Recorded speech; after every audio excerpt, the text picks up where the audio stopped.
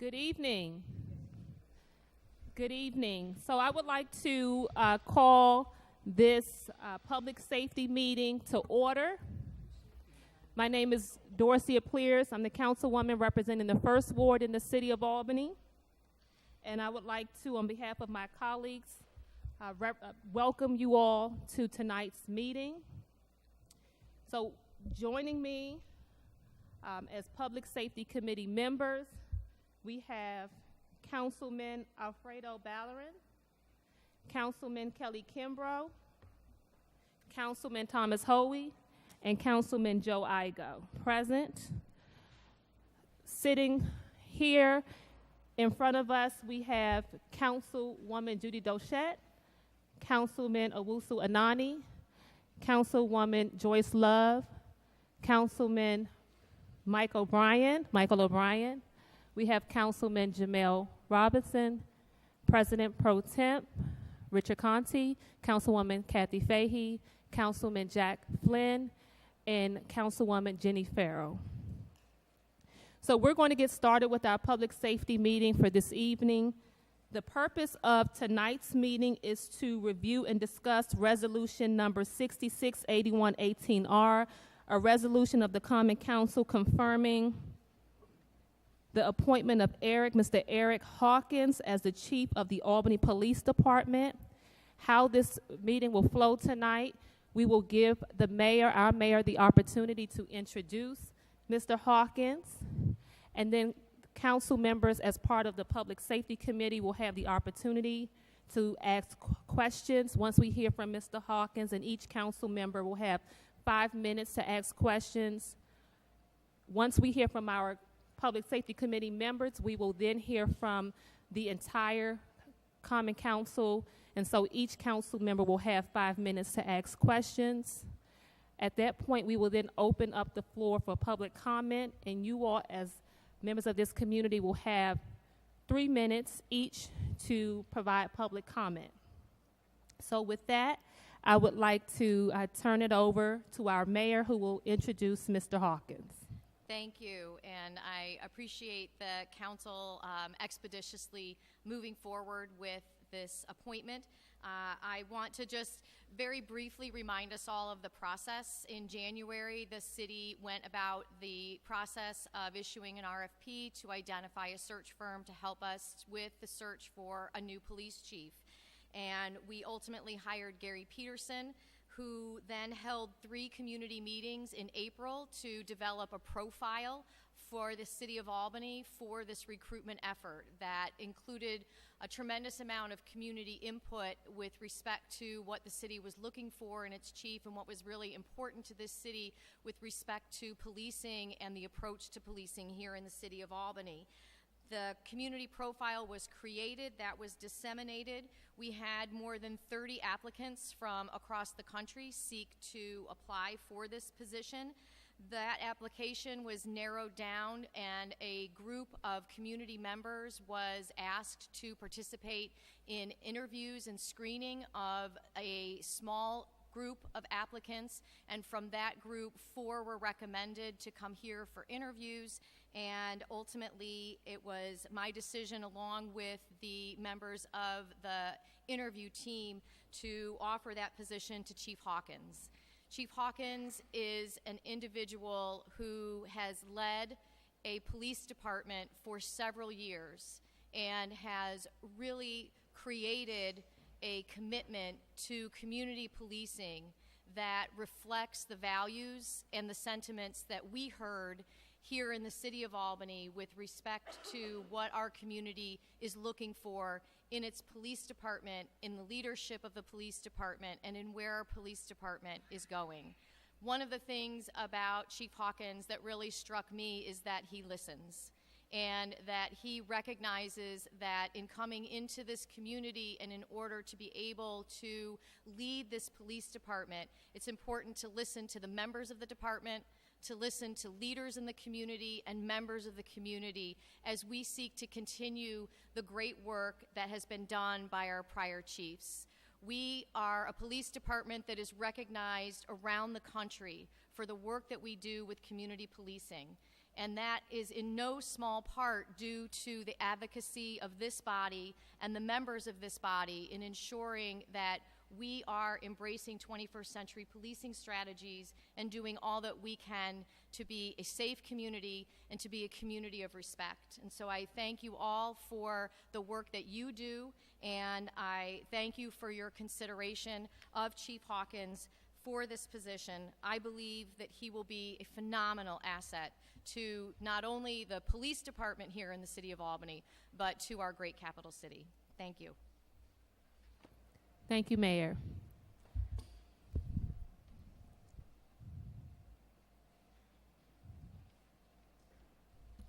So, Mr. Hawkins, I will just again would like to reiterate, we welcome you and would like to give you the opportunity to address members of the council, but most importantly, members of the community. And so feel free to provide us with an overview of your background. We have your resume in front of us, but some of the community members may not have had the opportunity to take a look at your credentials. So if you could speak to your expertise, your credentials, and whatever else you would care to share with us, the floor is yours. Thank you. All right, and thank you, committee chair and committee members, as well as members of the council. And I'm extremely honored and humbled to be before you this evening. I'm proud to have been chosen by the mayor as an appointee as the police chief in the city. It's a great city. It's got great people.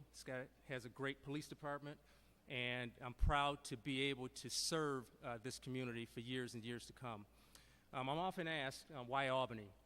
And Albany really attracted me because Albany has a lot of the characteristics, a lot of the dynamics, a lot of the things that I've had in the community that I come from. I am very, very impressed with the fact that Albany is a very inclusive community. Albany is a very diverse community. Albany values people, and Albany has a great national reputation. You know, this is a great, great place to be. It's a great, great place to serve. And I was particularly attracted to the police department here. Your police department has a national reputation for excellence, especially in the areas of community policing. And I'm sure we'll get a chance to talk about a lot of these things tonight. You'll have a lot of questions about some of those things. But community policing and procedural justice and all of these things are things that this city and this police department values.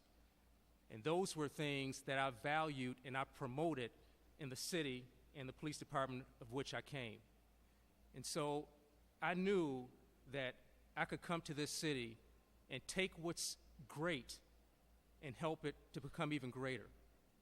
That I can take the talent and the skills that you have in this city and give those people the opportunity to be even better. For me, one of the things that was very, very important in the position that I'm coming from was making sure that people had an opportunity to grow. Because when people grow, then they communicate to communities, they communicate to cities, and the communities are better. That's what I want to bring to the city of Albany.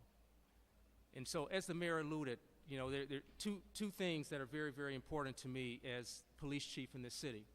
And number one is continuing this fine history that you have in this city of community policing and this whole concept of procedural justice.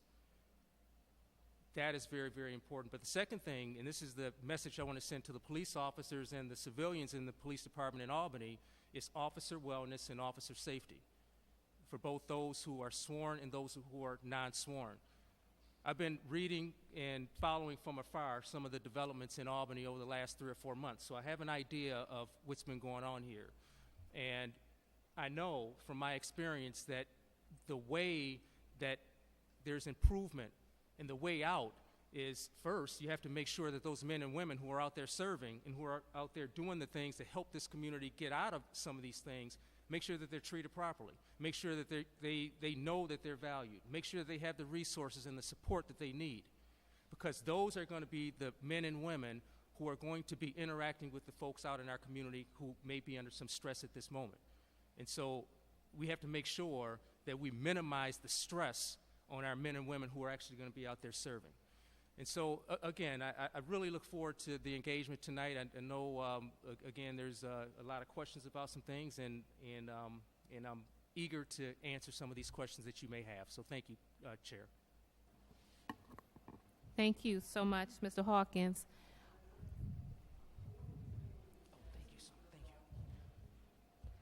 Okay.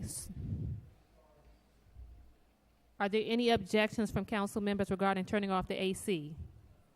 If not, let's turn off the AC.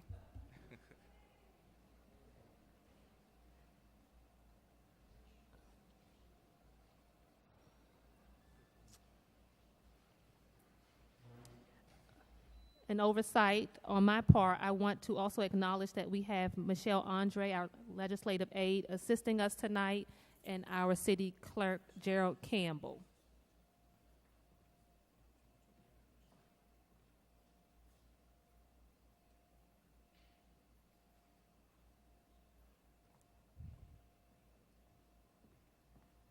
Is that better?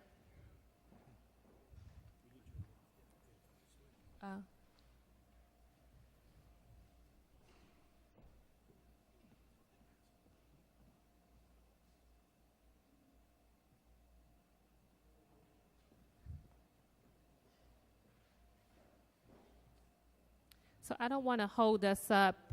Can you show of hands from the public? Can you all hear us okay? Okay, so we'll keep moving forward and try to figure out how to adjust the AC. So with that said, I would like to open up the floor to my colleagues, members of the Public Safety Committee, and I'll start with Councilman Valorant. You have 5 minutes. Not only did we put you on the hot seat, we took off the AC as well. So let's see how you do. Thank you. My first question comes from actually a resident. You note your success of create. Am I on? Can you hear me better now? Closer? Closer? Do I need to speak louder? Okay. So my first question comes from a resident. You note in your accomplishments that you had a success record of creating neighborhood watch programs in your community. We have not had the same track record here in Albany. We have had some neighborhood associations, some neighborhood watch programs that have been able to get off the ground, but they have not been able to be sustainable.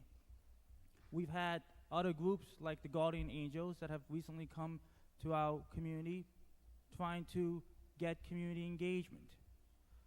Some feel that that's not the route we should be taking, that it should be a grassroots, local organization. And I support that.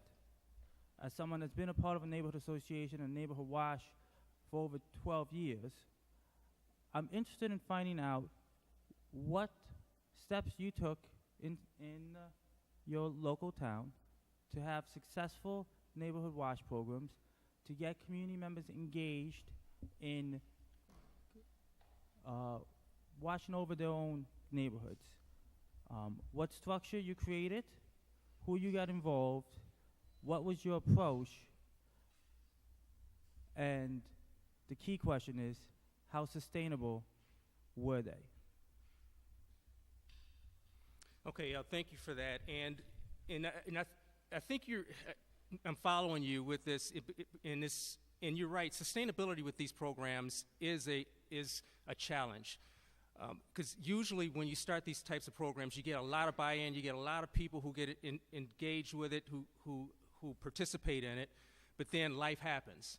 You know, sometimes the crime rate goes down, or sometimes whatever the challenge was that started the conversation about these.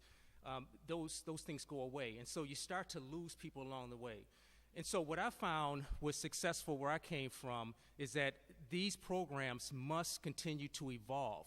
The way you started is not necessarily going to be what it looks like 2 years from now to 3 years from now. As an example, we started, it must have been about 7 or 8 years ago. It was a mobile watch type program. And same concept as Neighborhood Watch. You know, residents from certain geographic areas, they would volunteer to be eyes and ears for their geographic area of the city. And we had funding to pay for mileage for the folks who were driving around their neighborhoods. We got different types of advertisements and branding type things for their cars. And it worked. It was very successful in that we got more engagement out of the community. People started to get more involved. But what we started to see is that over the next 2 or 3 years after implementation, we started to see less involvement, less participation. And a lot of it is because people, they just didn't like the idea of getting out and riding around in their cars during certain times of the day. Some didn't feel that they wanted others in the community to know what they were doing, and there was other types of concerns like that. And so it evolved. So 2 or 3 years later, then it evolved to a neighborhood watch type of program, where it was more people being eyes and ears, sometimes being out in the community, the typical traditional neighborhood watch program that you would have. And I hired a neighborhood watch coordinator who would meet with the different neighborhood community groups in the city to make sure that they stayed on track. But then we started to see that started to change, and that needed to evolve.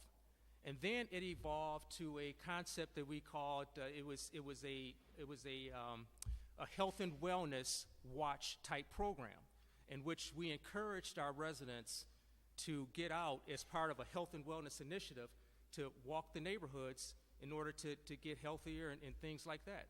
And so that gained some traction, because now people started to see that not only are we doing things to benefit the community, but we're doing things to benefit ourselves from a health perspective.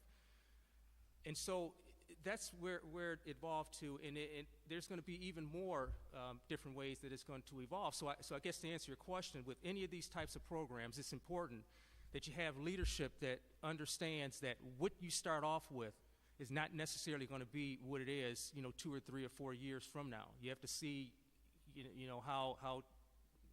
how perspectives are changing, how people are changing, what their needs and what their challenges are. And in terms of, and I think that answers the sustainability part in the approach. Now, you mentioned the guardian angels, and I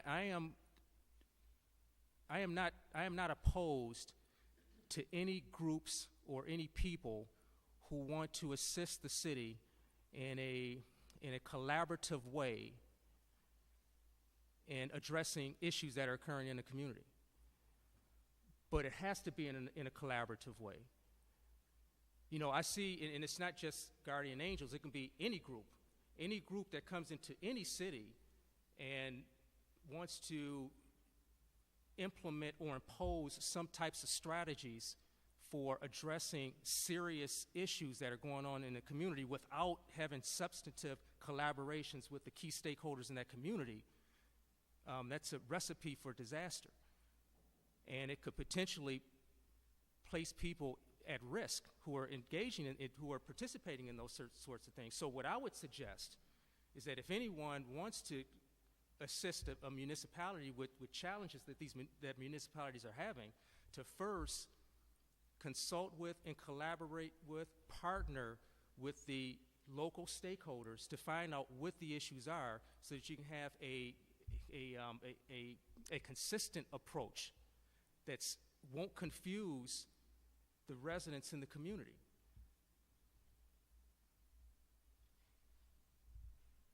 You're welcome. So next we'll hear from our majority leader, Councilman Kelly Kimbrough. How you doing, sir? Okay. Thank you for your interest, and thank you for being here. I think this is a good thing. Thank you. So I got the $64,000 question. What does community engagement look like to you? Because that you talked about engaging officers and taking care of them. The flip side of that is the community. So can you talk a little bit about community engagement?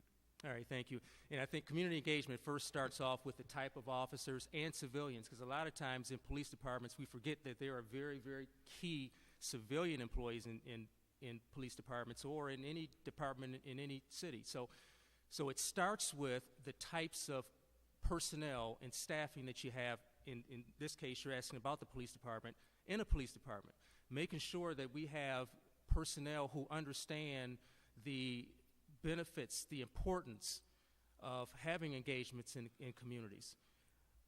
Making sure that we have officers and civilian employees who understand that challenges in communities cannot be overcome, they cannot be addressed in the appropriate way by the police department alone trying to do these things. So when you talk about engagement, that's where it starts. A police department has to do that. I mean, there's study after study that you see, that anybody sees, that shows that the more engagement that police departments have in their communities, the better opportunities for success that you will have in addressing challenges that you have in those communities. I've seen the studies, but I've also seen it from a practical perspective. And, you know, in the community that I'm coming from, you know, years and years ago, you know, you go back 10 years, and, you know, there were some challenges in my community. You know, we had some problems with crime rates and quality of life type issues. But we started to see a change when we started to change, like you were saying, the types and the types of engagements that we're seeing and the character of the engagements that we're seeing in our community. Once we changed that, then we started to see some of the other dominoes start to fall in a very, very positive way. So to me, that is a key element in addressing challenges that you're having in communities.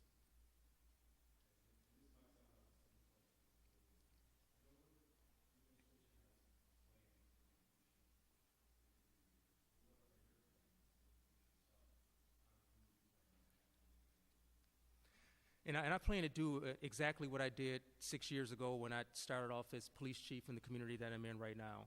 And that's getting out and personally meeting and talking with people. It's about going to homeowners associations and neighborhood association meetings, community meetings, interacting and meeting other stakeholders that have an interest in the city.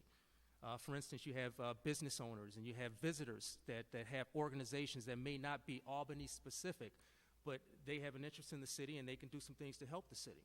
And so getting out and talking with those people face to face. And the mayor is absolutely right when she described one of the qualities that I have, and that is listening. One of the things that I pride myself on is listening to people, listening to what their challenges, their concerns, and what their fears are. Because it's important for me as chief to take those things and take those things back to the police department and share those things with the officers and with the civilian employees in the police department. There are a lot of things that come to me informally that may turn out, in fact, it's not a maybe, it's a certainty. Some of those things are going to turn into policy within the police department. There are things that people will share with a police chief that they won't share with others in a police department. And so it's important for me to sit and listen to what these things are, and that's exactly what I plan to do. You're welcome. All right, thank you. And so I'm going to switch things up a bit and allow council members 2 questions, just for the mere fact.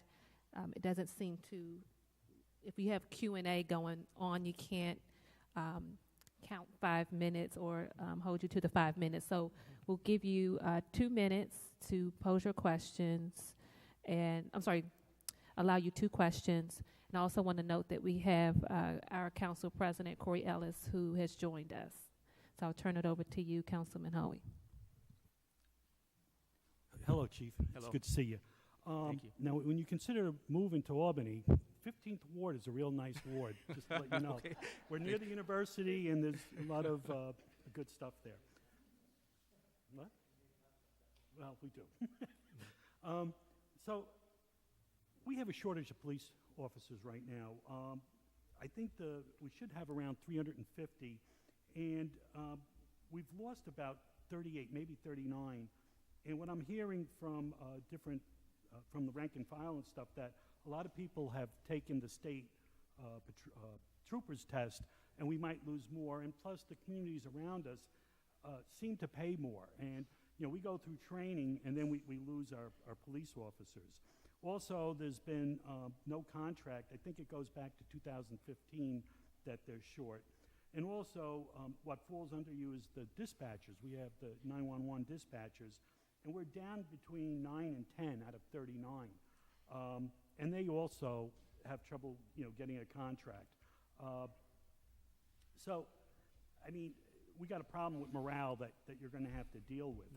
Now, some members on the council and some community members feel that maybe we have too many police out there, and maybe it's in certain wards or districts that we have a lot. But I know up in the area that I represent, the 15th ward, we've seen an increase in crime. We've seen a lot of car break-ins. Just recently, we've had a case where somebody took mail out of the mailbox and then using acetone wiped out the lettering and rewrote the check to somebody else and changed the amount. And when the person called the police said, no, it's a post office problem. They called the post office, and the post office said, it's a police problem. And then the person gave up and called Channel 10 News, who came out and, all of a sudden the problem got taken care of. But I did find a document that says the post office assigns that type of responsibility to the police. And I'll make sure that I'll get you a copy of that when you start. So I guess my big question to you is, and it's just one question, is how would you deal with the morale? How would you deal with working through the council to try to get more police trained and brought up to speed? Because I keep going on with this question, but we had, in previous tests, we've had 1,200 applicants, and the last go-around, it was around 600. So we have a definite decrease in the amount of people taking the test, and as you know, you go through and it gets whittled down. So we're going to have a real deficit of police, I believe, coming in the future. So if you can address some of that, I'd appreciate it. All right, thank you, Councilman. I will say that recruitment and retention is a national issue. When I'm at conferences across the country, always is police recruitment and retention a topic. And it's always the same story. When I'm talking with fellow chiefs, you can take the name off the police department, and the story is the same. Years and years ago, we had this many people who applied, and now we have this many people, and it's just not enough, and we're losing people to other agencies and things like that. And so it's a challenge that I'm accustomed to dealing with, and it's one that I have some experience with.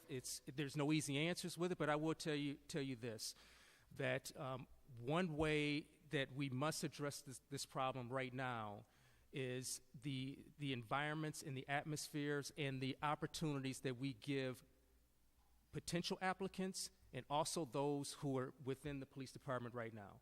And what I mean by that is that a lot of, when you talk with a lot of police officers and civilians within police departments, and you ask them, why are they leaving, and what are the reasons why, with those who aren't in it to it yet, why haven't they applied?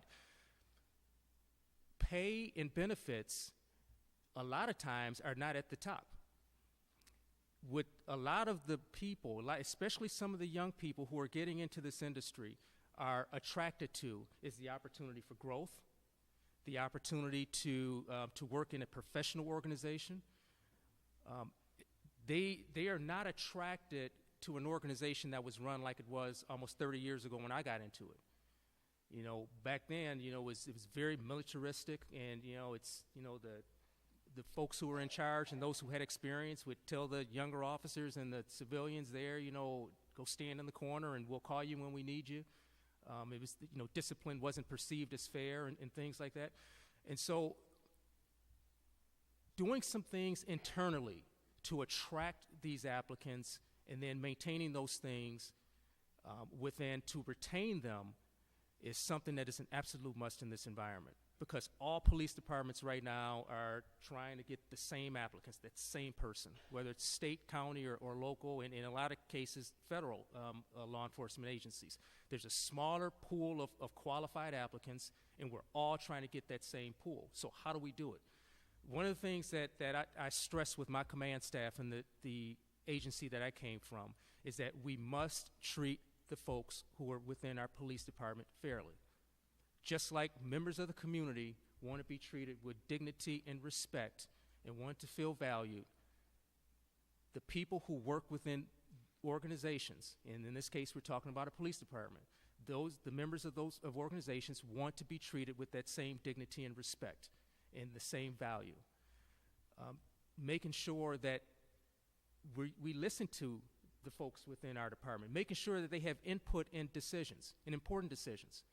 One of the things I did when I started out at the very outset, almost 6 years ago when I was appointed, was to set up a number of committees with a cross-section of people within the department, sworn, civilian, command, non-ranking, and have them have a voice in important decisions, important directional type things within the department, so that they did feel value. Because I said it a long time ago, that retention was going to be a critical thing and something that's very, very important in police departments. You know, I started to see 6 years ago that we started to see a smaller number, progressively every year, a smaller number of applicants in police departments. And so I had to do some things to make the environment itself attractive to people. And I've had some success. You know, I look around, and a lot of it is anecdotal, but talking with some of the police chiefs in the region that I come from, and we talk about recruitment and especially retention, and anecdotally anyway, my retention rate is among the highest in the region that where I'm coming from. And so I think we have to start there, and then there's a number of other things, working with other stakeholders and working with the union membership in terms of some things. You know, all of that comes into play as well. You're welcome. Thank you. Councilman Igo? Chief, just to mention one other thing, add on to him, you'll be hearing more and more about the residency requirement, if you haven't heard already, for police officers. Yes. They have to live in the city when they take the exam. Once they go to academy, once they're sworn out, a lot of them move out. And there's been a lot of discussion about that lately, even in the newspaper. Is that fair to them? Is that dwindle our pool a little bit, you know? So that's something we'd like you to look at. That's not my question. Okay. And this isn't either, because I'm impressed by your resume. A special line says that you result in strategies that decrease crime 45%. And I'm sure there's a lot of them who, you know, we can set up some meetings and discuss them all. But a few things that I have questions on. I see you put infrared cameras. I've never heard of them. We don't have them, but we do have cameras in police cars and on the officers. Is there any reason why your community didn't have them? Did they not want them, or you didn't feel it was needed? I'm sorry, repeat that one more time. In Albany, we have, maybe I'm too close to this, cameras in the police cars and on the officers. Yes. The community thought it was very good thing to do. Members of the Citizen Advisory Board, which I see you had, they were strongly behind it. And I was wondering why in your community out there you did not have them. Funding. It was strictly a funding issue, but also because and let me just go back a little bit. 6 years ago, I had my department start testing and evaluating body-worn cameras. And 6 years ago, the technology just wasn't what it was right now. It wasn't as reliable as it is right now, and also the equipment itself was just so cumbersome. The camera itself was about twice the size of a cell phone. We had problems with retaining the data and all those sorts of things. And so we looked at this again about 6 years ago. So now you fast forward 6 years later, and now all those questions have been answered, and now it's a very viable product right now. And so right now, the only thing that has prevented my agency from having those is the funding. We did a preliminary study and estimate of what it would cost for my agency to implement body-worn cameras, and the startup costs were about $700,000. I don't want to cut you off, but I want to use my time. That makes sense, because the city of Albany we went through that, and I believe we got some grants to help us out with that, okay? Another thing, I like to see, and I like to see them in Albany, what the purpose is, thermal image cameras. Is that just for see somebody in the house as you're going by without having to, go into it, like with a team or something? It's a very exciting technology that's evolving in police work right now, and what it is, it's a imaging technology that actually attaches to the spotlight on our police cars, and it's heat seeking. and it picks up any heat sources. So, for example, where we found it to be extremely valuable is if there were some types, I think somebody talked about cars being broken into in certain areas. There have been times, and a lot of times these things happen at night. And so officers get into an area and they don't see the suspects. They don't see the people who are doing these types of things. They're hiding behind trees, they're hiding behind other cars and things like that. Well, when you activate this technology, there's a camera or a monitor, a small monitor that's connected to the rear view mirror. And once this is activated, wherever that the spotlight is pointed, there's a feed that goes onto the rear view mirror that shows any heat sources in that area. Another thing and this is what really attracted us to this, is if you have missing children, you have animals that go missing and things like that. A lot of times they're in wooded areas, they're in other places like that, and it allows officers to quickly go to an area and see if there's a heat source in that area. I think our sheriff's department just used it to found a missing child and an elderly man. Okay. One last question. I see that you privatized the lockup operations. Did that meet with union support at all? Was that a big fight to do? Was it worth saving $400,000? Well, it wasn't a fight because it was already being done by another agency. For years, for almost 30 years, our county sheriff's department, we in the agency that I'm coming from, we have a full-service jail on the third floor of the police department. And the county sheriff's department was running that operation for us. And in exchange for allowing them to house their own prisoners up there, they would process our prisoners, and they would hold our prisoners for 72 hours until they were arraigned on their charges. And then after that, they would either be released to the sheriff's department or released outright. Well, back in 10 years ago, we got short notice within 3 or 4 months of the expiration of the contract that our county sheriff's department would no longer be operating our jail for the price that they had been charging us. And just to give you an example, they were charging us back then somewhere between $400,000 and $500,000 a year to house our prisoners in short term. And every year this contractual price would increase by 3%. Well, this particular year, we got notice from the sheriff's department that the contractual price would increase by over 100 or something percent. It went from $500,000 a year to the new price would be $1.2 million a year.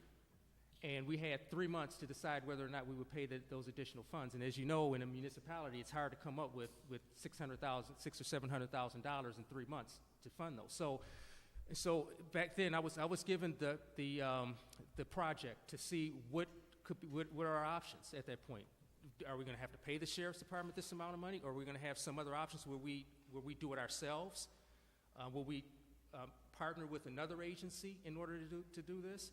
And what I found back then is that it was much cheaper, and it would give us much more long-term sustainability if we outsourced that function to a private security company. And so instead of $1.2 million that we would have paid the sheriff's department, we were able to contract with a private security company to perform that function for us for somewhere around $600,000 or $700,000. Thank you. You're welcome. Thank you. So I have 2 questions for you. My first question, and oftentimes people throw around terminology, community policing, procedural justice. Can you share with us what you mean by community policing and procedural justice? Thank you. And for me, community policing is like that broad umbrella that, for me, and I'm asked this often, and you ask 10 police chiefs what community policing means, you probably get 10 different answers. But basically, what it is to me, it's police departments that are working with communities in order to solve social issues before these issues or these concerns or these ills become law enforcement incidents. And so when you do all these things, you put them all in practice, really that's what it boils down to.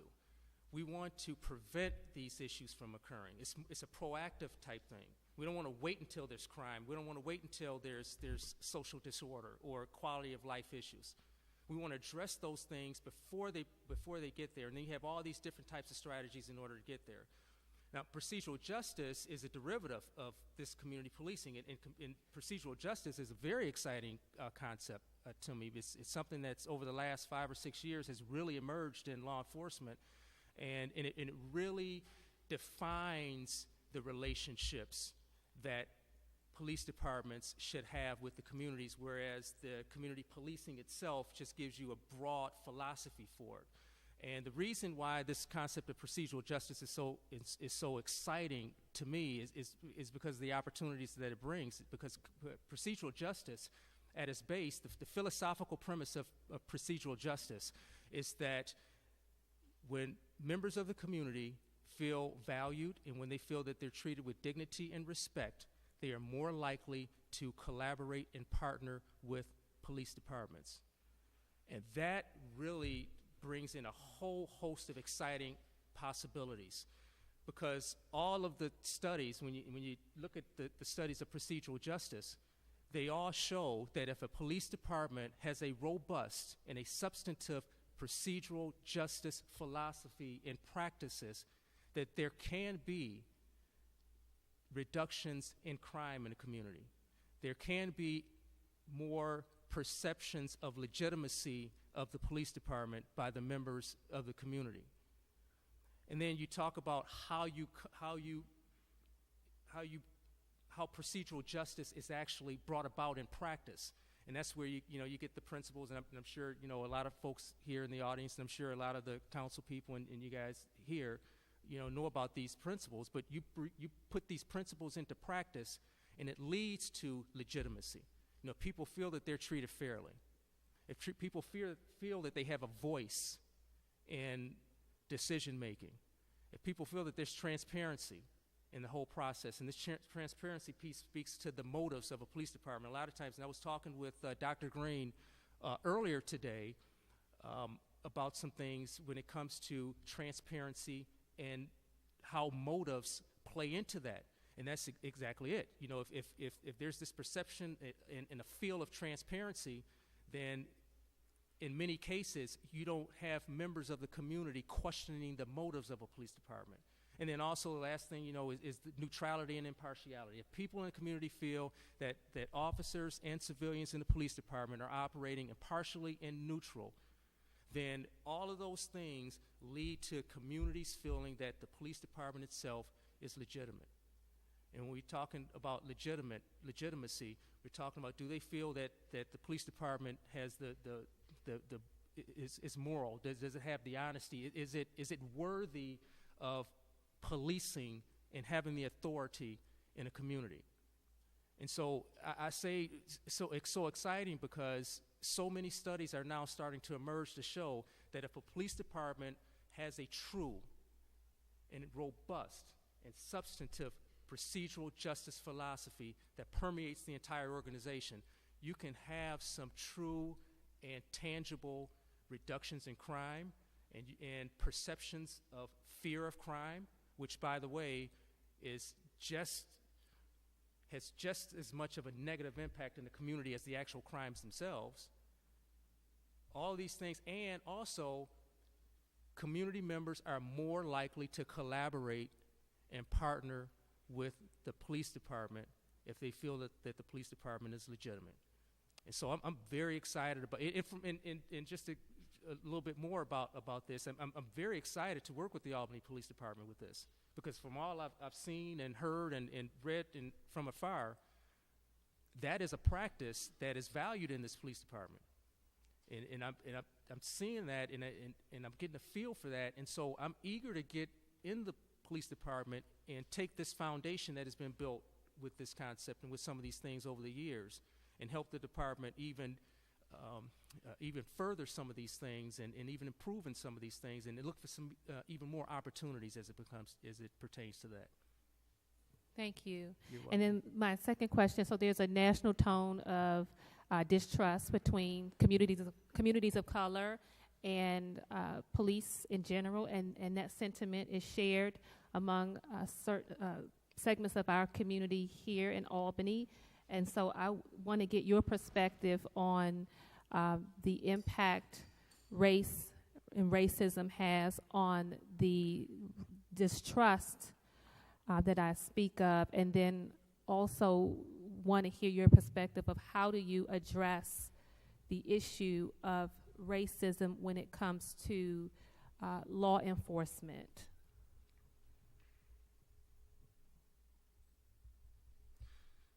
Well, Chair, absolutely it plays a part, because a person's perception of these types of things becomes their reality. And if their reality is that there's injustice, there's bias, there's racism, then absolutely that's a problem. And so that's why one of the things that and this is before I even knew what the technical aspects of procedural justice were. One thing I knew at the very outset when I was appointed chief almost 6 years ago is that we have to address perceptions of these types of issues. We have to ensure that we're doing all that we can to engage members of communities that feel that they may have been underserved, so that they understand exactly what's happening with police departments and that we're working with them. There's an example that I use a lot of times when we're talking about these types of issues. And early on, 4 or 5 years ago, I had a young Caucasian officer who had a run-in with a middle-aged African-American female.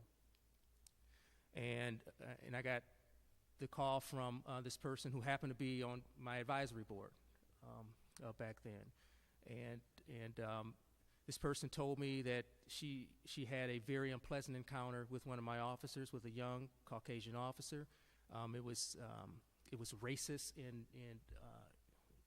the way that it was handled, and she felt that the whole stop and the whole encounter was race-based.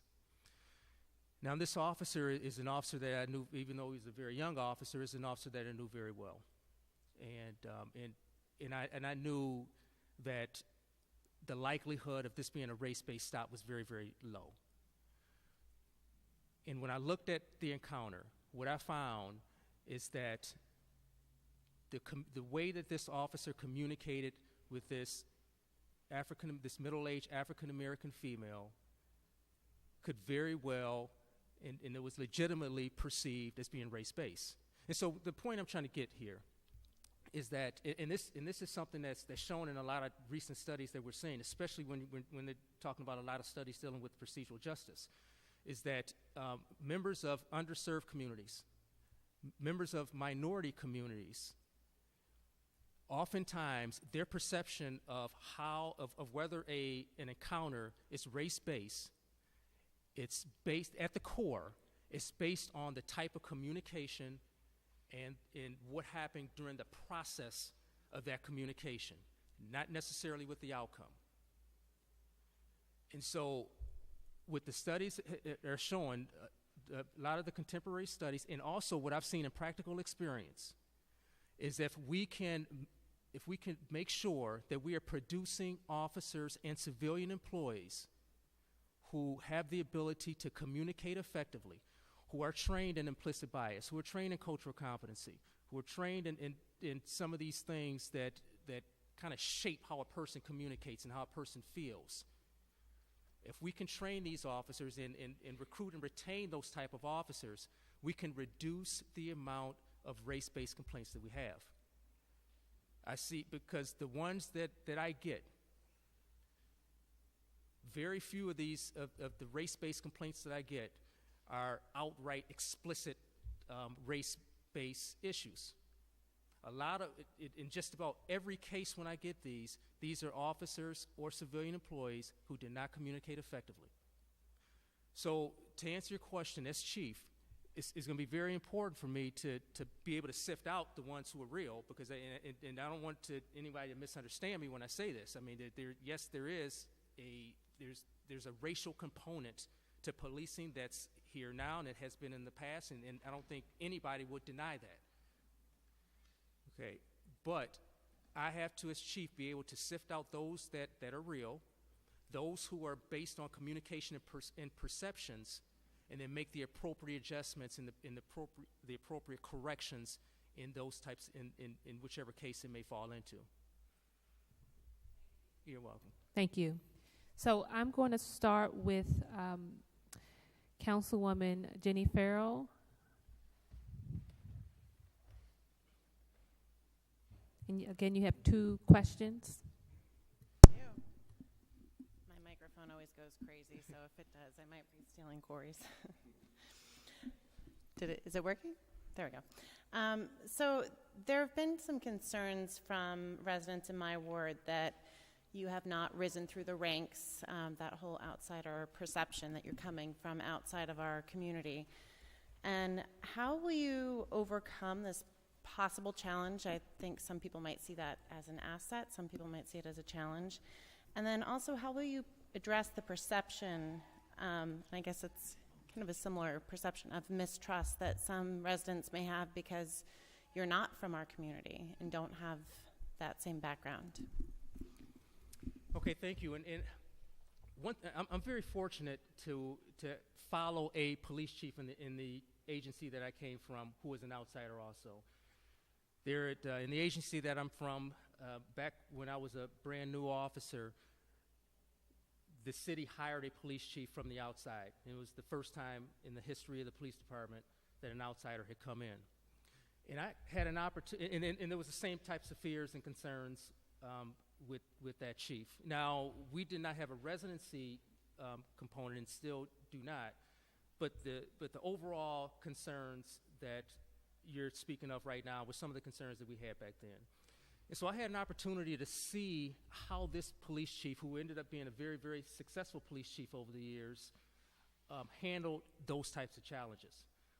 And what impressed me so much back then, and one of the things that I'm going to carry with me here, is even though this police chief was very, very successful where he came from, had accomplished a great deal, was very dynamic and charismatic and all those other things, this police chief came in and listened. He listened, he watched, he got a feel for some of the culture of not only the police department but the city. Learning the people in the community, learning some of the concerns that the people in that community who reside in that community have. Slowly implementing and adding to some of the things that were already being done well in the police department with his own personal experiences. And so I think that it's a great opportunity to have someone it's looking at things from a different lens, from a different set of eyes, from a different perspective. Someone who understands that there are some cultural things in a community, in a police department, that are important. And how can a person best fit into it in a situation like that? I think that, and it's not unusual in other industries, to have outsiders. When you have people who have had a level of success in an organization and in a different type of industry, oftentimes they transfer and translate that expertise and knowledge and skills to another organization within that industry. And there's been a great deal of success that we've seen in other industries like this. We've seen it within this industry as well. And so it's something that has some value if it's managed correctly, and and in my opinion, if the person that's coming in listens and incrementally, if necessary, makes adjustments in the organization. And you talk about the level of mistrust that others may have with a situation like that, and that's to me communication, making sure that you have face-to-face, interpersonal communications with people. And it's not just listening to what they say, but making sure that they see results, so that things aren't just going into this hole that nobody ever sees and nobody ever hears some of the concerns that they have. And so I'm committed, to coming into this organization, coming into this city, and listening to what's happening, finding out what's being done well, and doing what I can to add to see if we can be better. And then seeing, things that may not be done as well as they could, see whether the opportunities to improve. Thank you very much. And in my ward, I like to call my ward the education ward. We have everything from pre-K all the way up through graduate school. I have Albany High in my ward, and also as a former school board member, I'm very aware of the important role that police can play in our schools and in the lives of our children. The police department has been an asset and a detriment to our schools and students over the years, depending on when you look at it, and sometimes each individual interaction. How do you plan to interact with our school district, and how do you plan to, even more importantly, ensure that our children in the city feel like they can look at our police officers as protectors, because not all of our kids do that right now? Yeah, thank you. And years ago, when I first started, one of my first assignments was as a school. The first assignment that I had was as a school resource officer. And I say, even to this day, it was the most fulfilling position that I've had in my entire law enforcement career, because I saw, and we talked about this when I talked with some of the members of the selection committee earlier, the importance of interacting with children in this community, and how we can change some perspectives that some of these children may have about police officers, how important that is. I've seen firsthand the impact that a police officer can have on a young person in a community. To this day, I run across, individuals who were students back when I was a school resource officer, and now they're in their mid-30s. They have children of their own, and I can remember back during those times when this person may have had some challenges. This person may not have had good experiences with police officers. This person may not have perceived police officers as being guardians and being helpful and being part of their social system that they have and support system that they had back then. And so it's so fulfilling to me to at least feel that I had some impact on that person because of some of the interactions that I had with that person. There's been some times back now, and it's been well over 20 years ago, when there have been individuals who were juveniles at that time who had committed some offenses that really could have introduced them to the criminal justice system.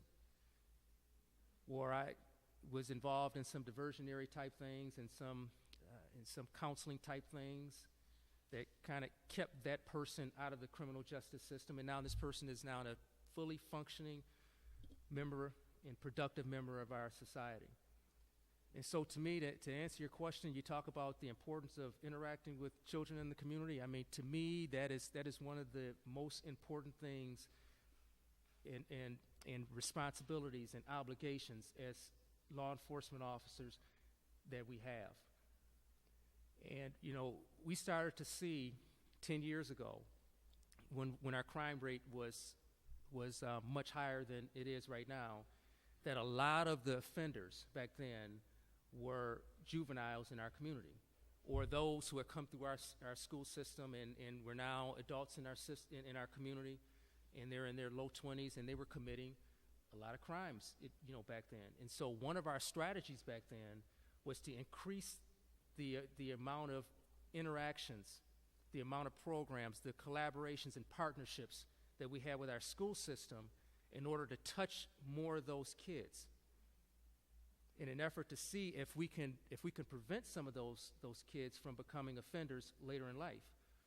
And and as the councilman alluded to when he talked about our decreases in crime, there was a number of things that contributed to that.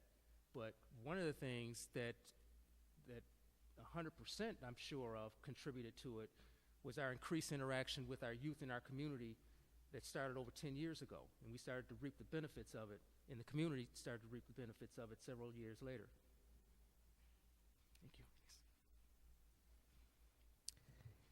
Thank you. Mr. President?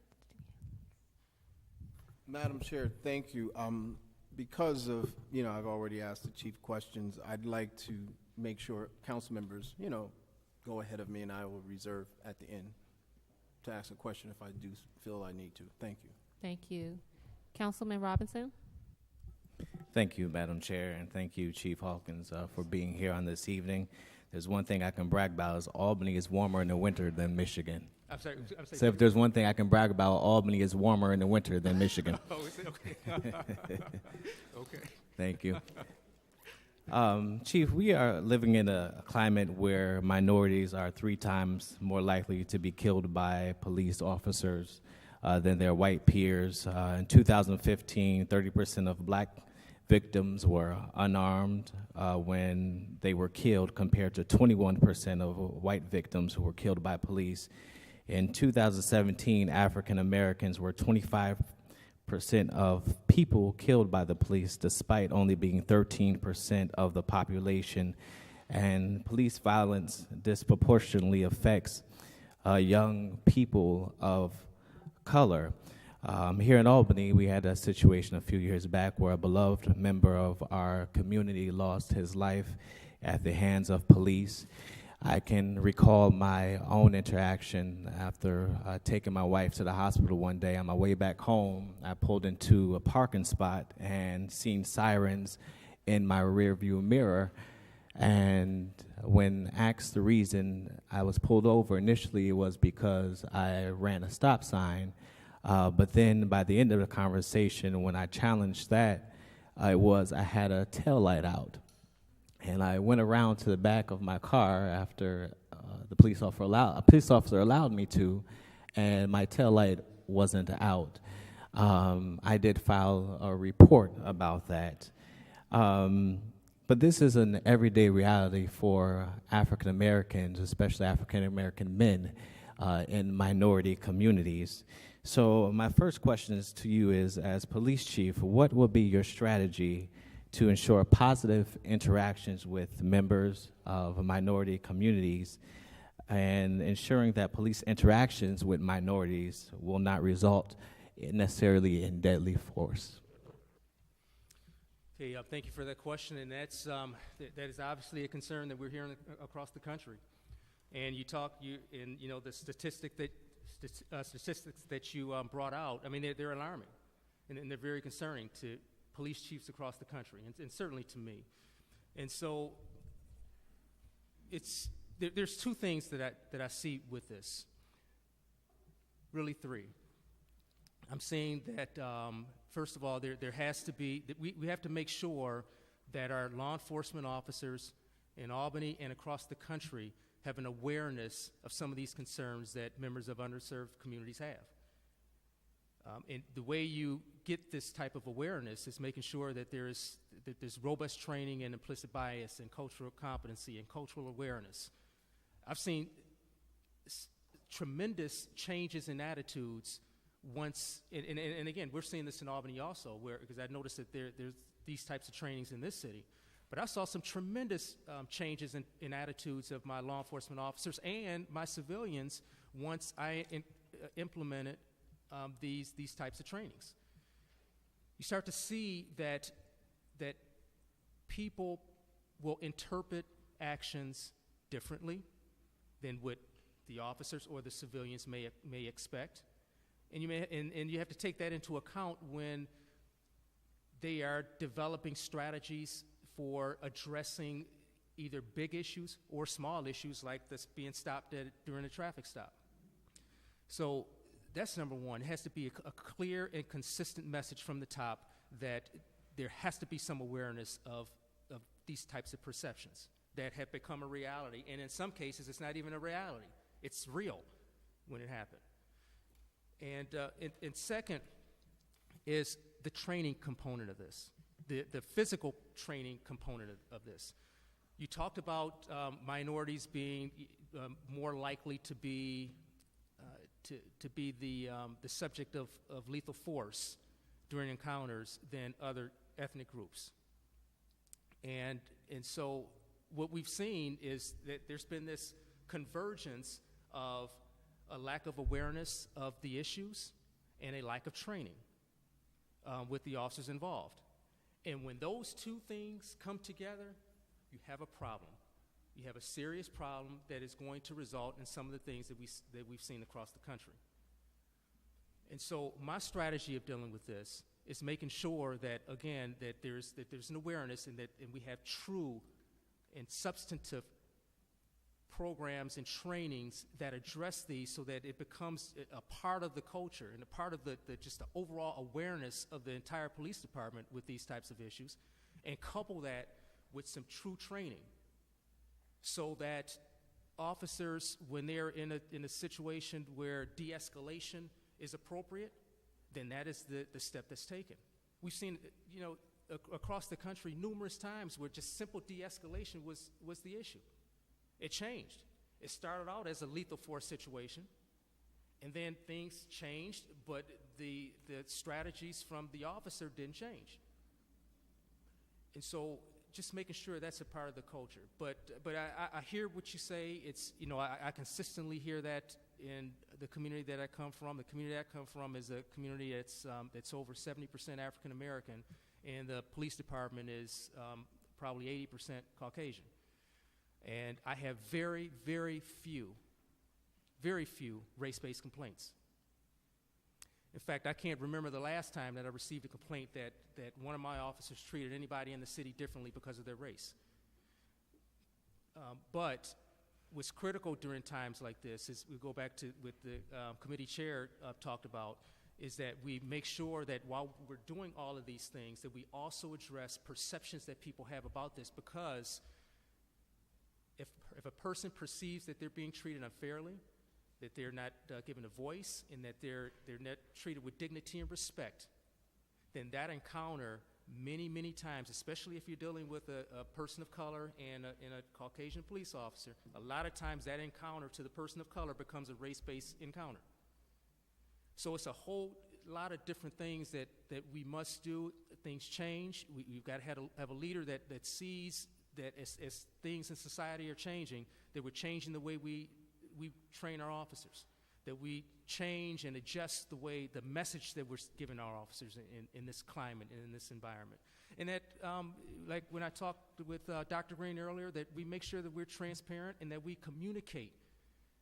If you get stopped and you have a tail light that's out, number one, make sure that this is a legitimate stop. Okay, and if the stop is legitimate, make sure that when you're dealing with a person who's a person that's a part of our community that is very, very productive and is just a good person in our community, making sure that this person understands why this is being done. So all of these things, to answer your question, bringing all of these things into play as a package to make sure that we address this issue. Okay, thank you. My second question is that there are members of my community and other minority communities that have concerns that our police force does not look like them. What would be your strategy to encourage, more minorities to apply for police jobs? We have to, right, and it's a huge challenge right now because police recruiting in general is very, very difficult, but it's even more of a challenge when we're talking minorities and women. And there's a lot of reasons for that. There's a perception that this is an industry that is oppressing members of color communities, communities of color. There's a perception that there's no opportunities. There's just this general law enforcement in general across the country has not looked as positively as it was, 20 or 30 years ago. So we got all of these things to deal with. So one of the things we have to do is make sure that we get into places where we have minorities and women and women who may be interested in these, like in community colleges, in our high schools, in some of our regular four-year colleges, letting them know the value of service, because that's really what it is. You won't get paid the most. You know, there are going to be some things that are unique to this industry that people will have to deal with that they won't in others. There's the element of danger that people have about this industry. So we have to go back to emphasizing and giving awareness to this opportunity to serve. And what does it mean, and how this could benefit our communities as a whole. And then, as I do when I go to a lot of different community forums, one of the things that we all need to do is to encourage our young people to get into the law enforcement profession. Because I suspect that if I ask for a raise of hands in here for those of us who have children, you know, who has encouraged their child to become a police officer, my guess is that the number of hands would be fairly low.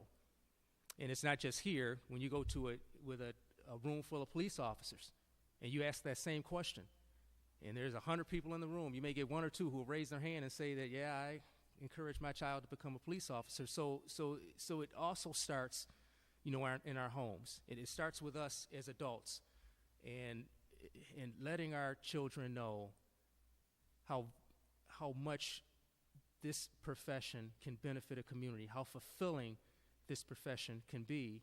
And then when we get these young men and women into this profession, make sure that we treat these young men and women right. Make sure we run an organization that has integrity.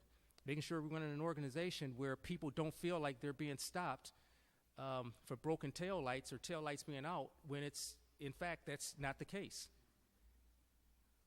And making sure the organization is run ethically. Making sure that there's some moral compass with this organization. People won't stay in any organization, and certainly not a law enforcement organization, if they feel that the organization is not being run with integrity and it's not treating people fairly. So they got to see it. And they have to hear the stories from other adults about how fulfilling this could be. Thank you. You're welcome.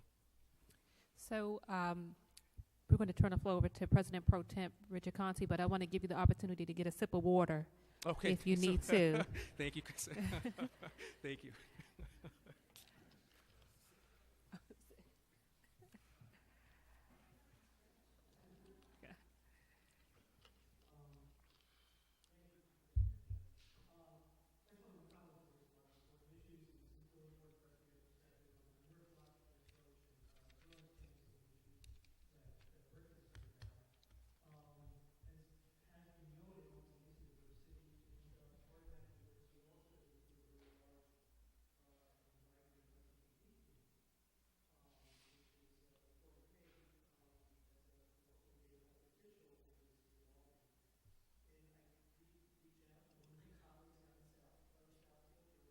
Yes. yes, I do.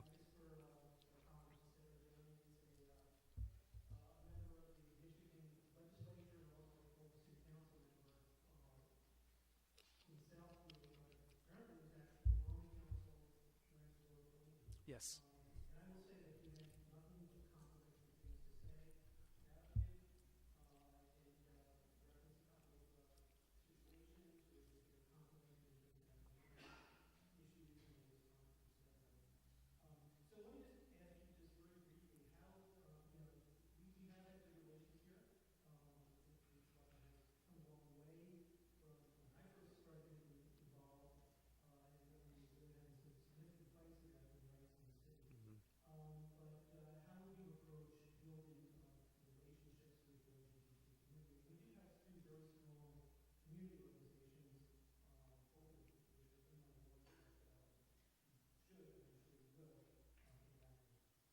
Oh, thank you. And we have a not as strong as I think as what you're describing here, but we do have a presence of LGBTQ community in the city that I came from. And one of the things that I did early on was make sure that I attended functions that the community had. We've got a church that a large members of that community attend, and a couple of times a year, I attend that church just to talk with some of the folks, just to hear some of the concerns that they're having, making sure that the members of the community, just like any other members of the community, in the community, feel that they're being treated with dignity and respect. It's key.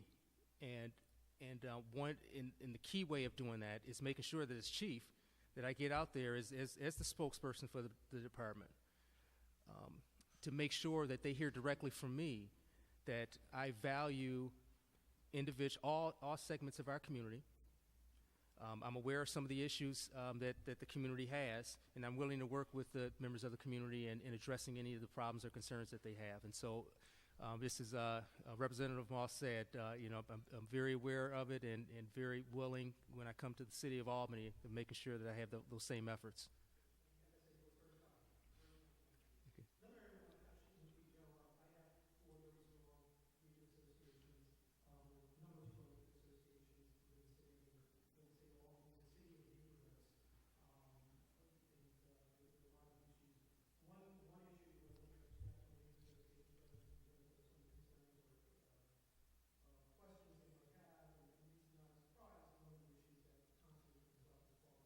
Mm-hmm.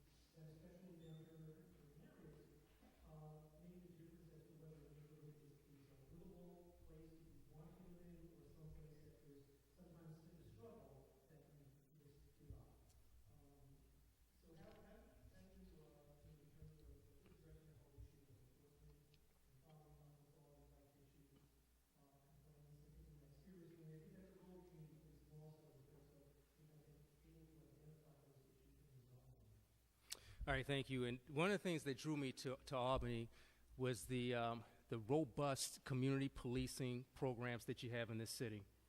You know, the neighborhood engagement unit is phenomenal. You know, when I heard, right now I have 2 community policing officers. And when I heard how many community policing officers the city of Albany has, it's exciting. And I knew that I can come in and I could work with that and figure out what's being done that's very well and maintain that and increase it. And I take some things that maybe some opportunities that may have been missed and use some of those units to address some of those things. So that neighborhood engagement unit and the community policing officers that you have are the perfect officers to handle these quality of life complaints that you have. The 2 community policing officers that I have, they've put out so many fires, so to speak, in communities in my community regarding these quality of life complaints, which could evolve into more serious issues. I mean, it could resolve in neighborhood conflict that could result in violence in a lot of cases. You know, small things. It could result in individuals feeling that there's opportunities to commit certain types of crimes in neighborhoods. And so by addressing those things right at the outset, putting out these so-called fires at the outset, these quality of life issues, those things not only help people feel better, and it helps people have more enjoyment in their communities, but it has an absolute impact on crime rates and other things in communities as well. So I think that there are resources in place right now to address those quality of life complaints, and I'd like to really get into the weeds with some of the office in some of the units that we have right now and to see how they're being used. In terms of the issue you talked about, not making arrests to avoid certain things, those are operational issues that I would have to find out. You know, are these real issues in the department? I can find that out by talking with some of the upper command. You know, those who are supervising some of the officers themselves, and find out if in fact that is a problem, or is that just a perception from others that it's not being done. So I'll definitely make note to look into some of those operational issues.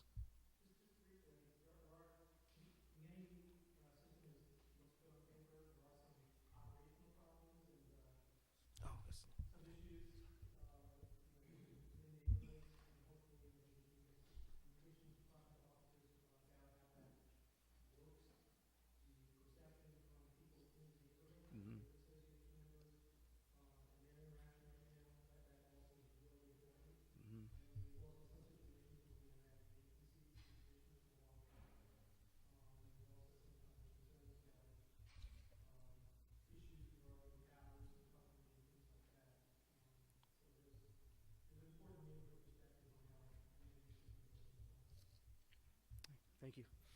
Thank you. Councilwoman Fahey? Thank you. Hi, Chief. Hi. It's great to meet you. I'm Kathy Fahey, and I represent the 7th Ward. I have really appreciated your responses to all the excellent questions that council members have been asking. I've been on the council for quite a while, so when I started, there really was a more, and I don't, I hate to even use that word, but militaristic approach. And there's a lot of us who are deeply invested in community policing here and have worked very, very hard over years to make that happen and to make that continue and to improve. Having said that, these past months have been extremely upsetting with the incidents of violence that have occurred because we've all been working so hard to change things here. And so, a lot of us are trying to figure out what can we do to make changes in people's lives so they don't feel like they need to respond violently in situations. And, a lot of conversations about what can we do. And we talk about there's siloing that goes on in the community because you've got service, you've got your school district, you've got your social service programs, you've got your police department, you've got your city, your so many city services. But I guess we're finding that sometimes the left hand doesn't know what the right hand is doing. So I guess I'm interested in knowing what your approach is to help that type of situation, and also you're probably familiar with the city's LEAD program, Law Enforcement Assisted Diversion. So many of these problems can be nipped in the bud much earlier. So if you could talk a little bit about those issues. Yeah, thank you for that question. And I've been following from afar some of the things that have been happening in the community, especially over these last 3 or 4 months or so. And there, it is troubling. I know there's a lot of concern, there's a lot of fear in the community right now. And there's the instinct and the impulse is to implement a quick fix for these problems with the police department. And so what I urge our community to resist is exactly that. Because using your police department to fix these sort of problems could have some unintended consequences in the community. What I've seen and what I've experienced in practice is that a more collaborative, holistic approach to these problems is what's necessary. 10 years ago, in the community that I came from, the crime rate was higher than it is in Albany. Violence was much more prevalent then than it is even now in Albany. And our approach leading up to that period of time was to increase the amount of tactical officers that we had, to make it where officers were rewarded and recognized for how many felony arrests they received. Recognizing the officers who were doing the more reactive type of work, and not recognizing those who were doing some of the more proactive types of things. And what we saw back then was that we were just spinning our wheels. You know, our numbers look good. You know, we were making all these types of arrests. You know, we were sending the message that crime doesn't pay and all these things, but we were spinning our wheels. And so we needed to change our approach, because what we were seeing back then is that the causes of these issues were some things that we had no control over. A lot of the social issues that we were having, poverty, lack of education, lack of opportunity, all of these things, the individuals that were involved in these sorts of incidents had those types of issues. And we can continue arresting them, but they get, so it's just a vicious cycle. And so once we started working with different stakeholders in our community, we started to see some results. Once we got and you mentioned the schools, and you're absolutely right. If you have the stakeholders in the community who are operating within these silos, and they're not communicating, they're not sharing information, they're not sharing resources to address these types of things, then you're absolutely right. You can continue spinning your wheels. And so we started working with our school district even more. We started working with our economic development team even more. We started working with some of our social agencies that dealt with mental illness and poverty and lack of education. I personally started volunteering my time on a lot of these nonprofit organizations that serviced individuals who had mental illnesses and who were dealing with poverty and some of these other types of things, so that I could have an awareness as chief of what these issues are, because so many of the individuals that we were arresting were having these problems. And so I needed to know why what were some of the things that were contributing to those types of things, so that I can take those things back to the police department and have this become slowly a part of the culture of the police department, that we're aware of these types of things and understand that we can't do this alone. And so we started doing all these things. And then we started to see over the years that we started to see some dramatic decreases in crimes and disorders. Our quality of life complaints started to decrease dramatically. And so my approach with that is to continue those things in Albany. Reaching out, working directly. And, a lot of people forget how the opportunities for a law enforcement agency to work with, say, for instance, the economic development team in the city. We started to see years ago that crime was clustered around certain areas, certain types of businesses. And sometimes it was the wrong business in the wrong place. Sometimes it was a business that just wasn't operating effectively in a way that was attracting these types of nuisances. And so we began to work very, very closely with economic development and planning. And for example, within the last couple of years, one of the things that started to drive up certain crimes in the community that I came from was certain types of bars and hookah lounges and some of these other establishments that were operating in a way that was attracting these types of things. And so what we did was, working with our planning department, we made certain conditions that they had to comply with certain conditions in order to even get approved for certain businesses in the community. And a lot of these conditions were law enforcement related.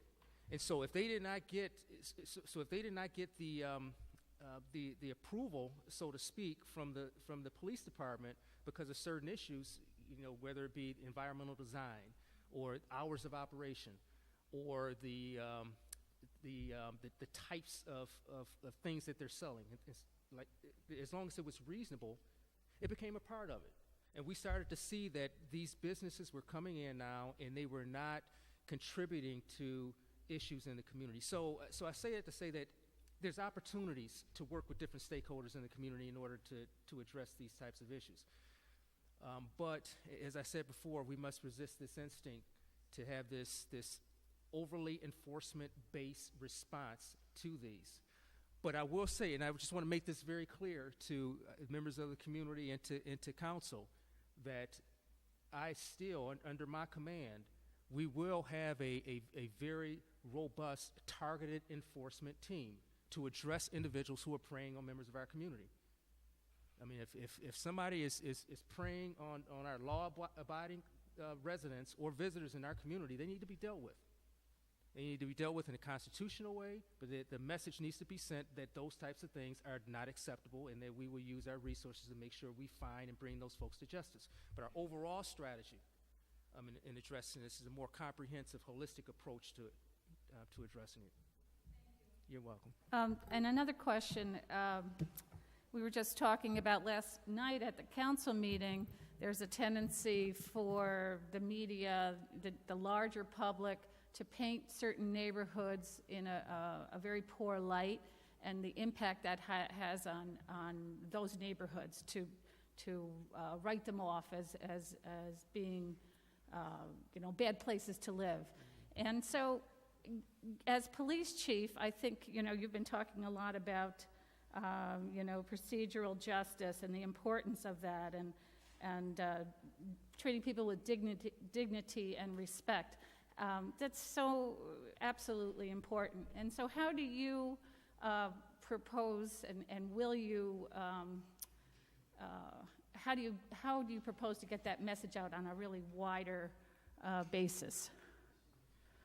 A lot of the things that we talked about earlier with the selection committee, and one of the things we talked about was messaging.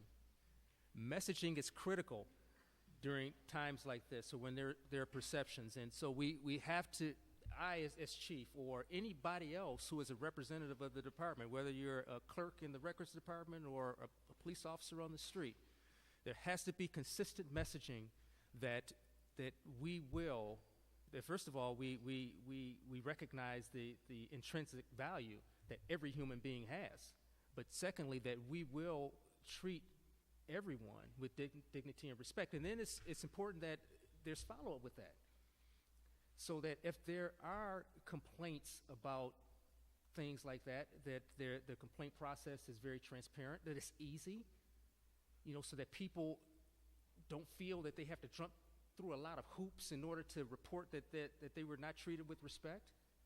We've got to have some mechanisms in place so if these things happen, they can easily go someplace, whether it's online, whether it's by telephone, whether it's in person, and tell someone that they felt that they were not treated with dignity and respect, or whatever it may be. And then they must know that there's going to be a true and legitimate investigation into this, and that they'll get follow-up. And so messaging is critical. One of the things that I've done before and that I'll do in Albany is making sure that I get out to as many groups and community groups as I can, and other stakeholders in communities, and to make sure that this message is consistently. Oh, I'm sorry. The media is a very, very effective tool for messaging in police departments, and it's one thing that I've always had. As chief, is a great relationship with the members of the community, of the media, making sure that they get information that they need in a very timely and transparent and honest manner, that they know the constraints that I have in terms of releasing certain information. So there's timing issues in terms of releasing things, but making sure that they understand that.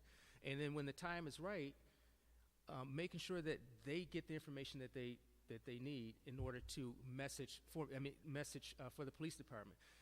Police departments that have these relationships with the media, these solid, productive relationships with the media, have a much higher success rate in having effective messaging in communities. Because there's only so many, you can have much more reach through our local media than we can with the police chief or the assistant chiefs, trying to make every community meeting, that we have. And so to answer your question, it's my obligation to make sure that I have cordial, professional, productive relations with the members of the media in this community and in this region. You're welcome. Thank you. So I just want to do a quick time check. So we're at 7:11. Just wanted to make mention of time to colleagues. Turn it over to you, Councilman Flynn. All right, I'll ask a quick question. Yes. The morale in the Albany Police Department right now is probably at its lowest that I've known it in years. What specifically will you do to come in as chief and build that trust with the union members of the police? It's important that I let the members of the unions, the various unions in the police department, know that I have a willingness and a desire to work with those individuals as representatives of the men and women in the police department.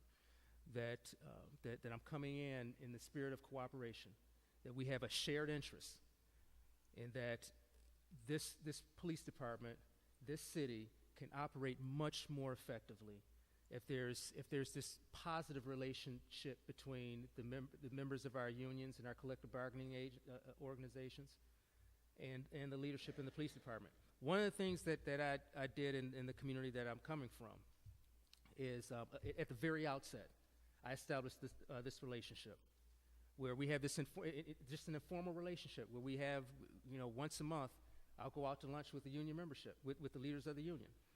And what I found is that when issues arise, then we seem to come to some sort of understanding on how to resolve these issues. It's not so contentious. In fact, it's never contentious when you have that relationship. There's always disagreement on, on how you see things, but we always come to a compromise on how to resolve issues in the place in a way that doesn't compromise anybody's values or their ethics or their professional standards. And so it's critical that we have that. It's critical that our members of the unions feel valued. I've seen some of the things in the media, in the newspapers, online, where there's some there's some issues that our union membership have, and so what that's telling me is that I've got to do one of my obligations that I have coming in is to help those men and women feel even more valued than they may feel right now. Thank you. Okay, you're welcome. The only quick question I have is, do you have any interest where you're going to move in the city of Albany? I'm sorry. Have you looked at any places in Albany yet? Yes, yes, I have, but I have a strong possibility. Yes, thank you. Thank you. Councilwoman Love? Well, thank you.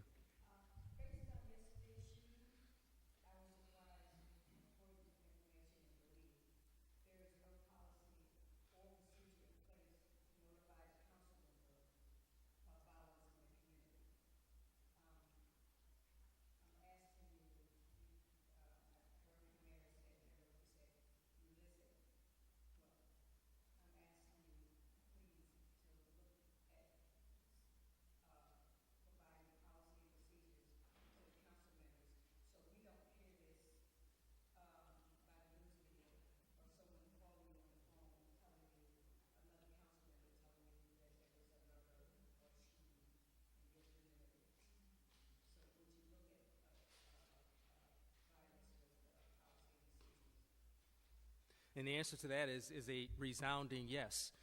And the reason for it is because that's what I do now. And so, but there's a caveat to that, obviously, because I still need to, I have these ideas on how things can go and what the opportunities are, but I still have to see what the policies and procedures and other standards are in the city itself. And so I placed that caveat on it. But philosophically, I'll tell you the way I feel about it is in the community that I come from, whenever there's a major incident in the city, if it's a shooting or a robbery or some of those things that may attract the media attention. Usually the standard I use is will this attract the media? And if it does, I'll make 3 calls. I make a call to my mayor, I make a call to my council president, and I make my mayor, my city council president, and who's my other third party? There's three people I call. Trust me. And then it hit me before I finished with this. But the reason I do that is because exactly like you said, if things happen, and when I give this information, I'm not giving out any sensitive information, not anything that's going to compromise an investigation, nothing that will violate any rights that a person that's suspected of a crime may have. But I give this information so that the elected officials in the city will have an idea of what's happening before it hits the media and before you start getting calls. I think as a courtesy, it's good to know if you get a call at 7 o'clock in the morning that there was a shooting or something like that someplace, that you have some general information to give your constituent that's calling you. So yeah, philosophically, absolutely, I'm on board with you. Dave from the mayor's office for forwarding the information to me from one of the officers. Okay. I just want to thank him because that's how I got my information. I'm sorry, who'd you get it from? I got my information from the mayor's office. Oh, okay. From the mayor's okay. Okay. Of the total number of officers in your force, from sergeant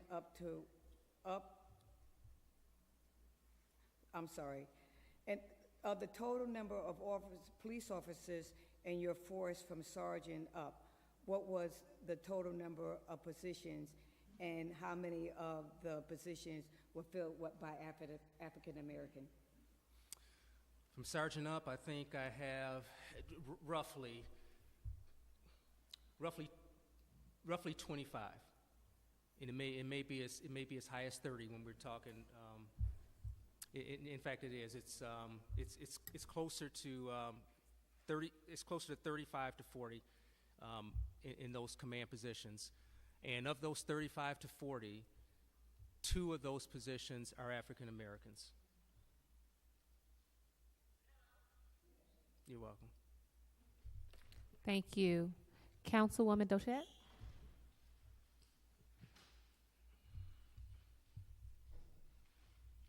Thank you, Madam President.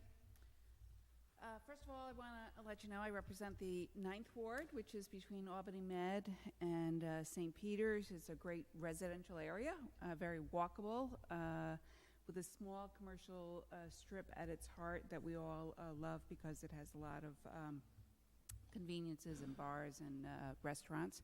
And I'm sure when you get through looking at opportunities in the city, you're going to wind up wanting to live in the 9th Ward. Yes. Thank you. A little bit of competition here, friendly competition here amongst our council members. During my 4 years on the council, I've had at least 2 police officers talk to me directly about their frustration with quote-unquote catch and release. They've explained to me when I asked about what you meant by that, that means that they feel like there's no point to arresting people or citing them for minor crimes because judges just release them back onto the streets with little or no bail. This included at least one community engagement officer, sort of dovetailing on what Mr. Conti was talking about.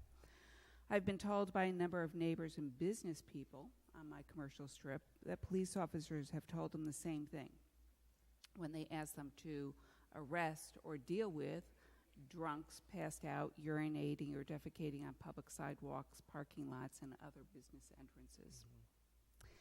In the past year, one officer took to social media and posted the following. More larcenists were arrested last night. Numerous items recovered.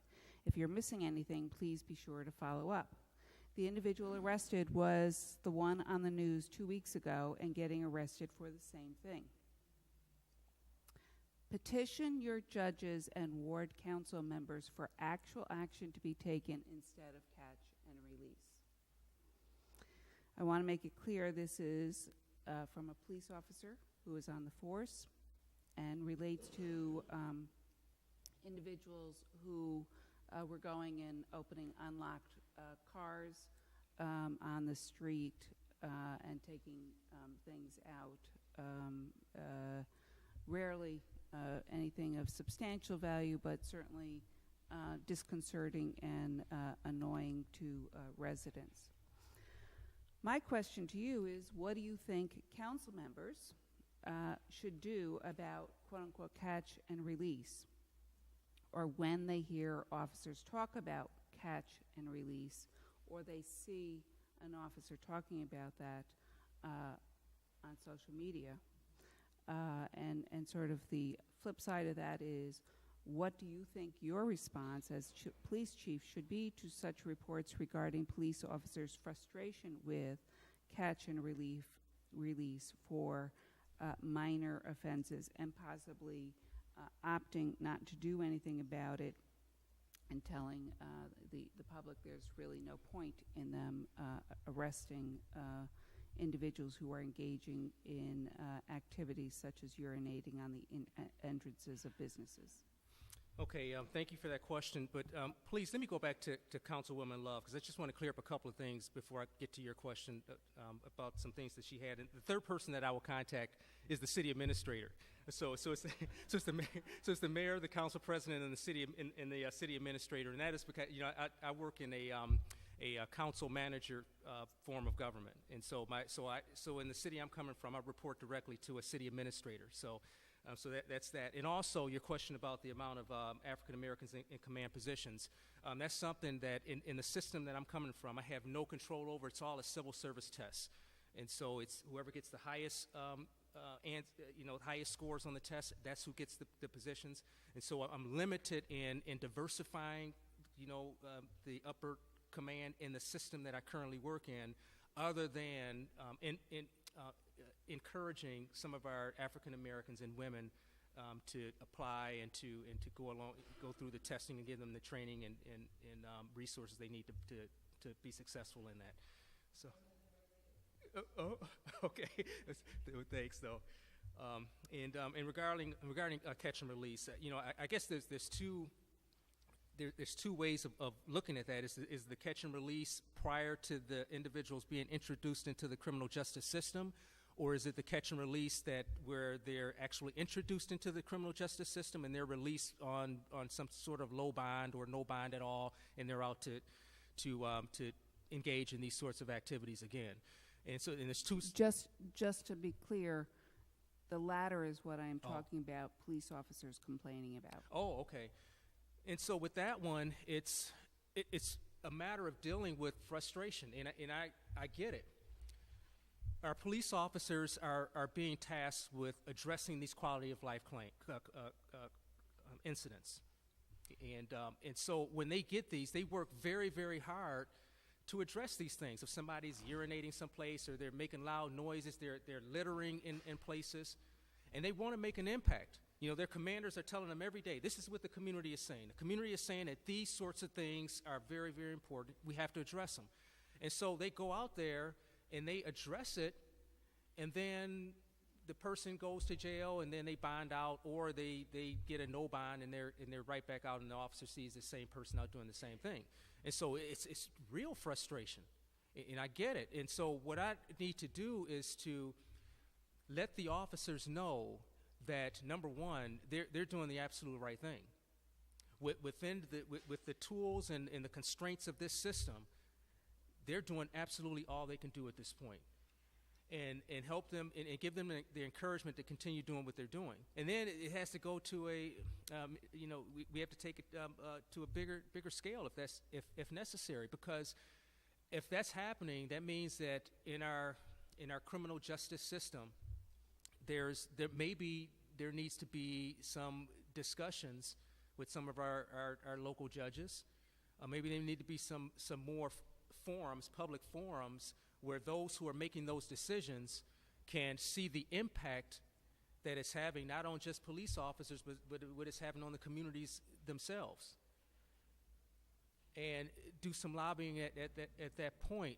But we see it with a lot of different things, not just with the catch and release, but when officers are feeling these types of frustration, they must be encouraged that they are doing the right things for the right reasons, and that there's sometimes the system doesn't allow the outcome that we want, but nonetheless, we still have to work on the process.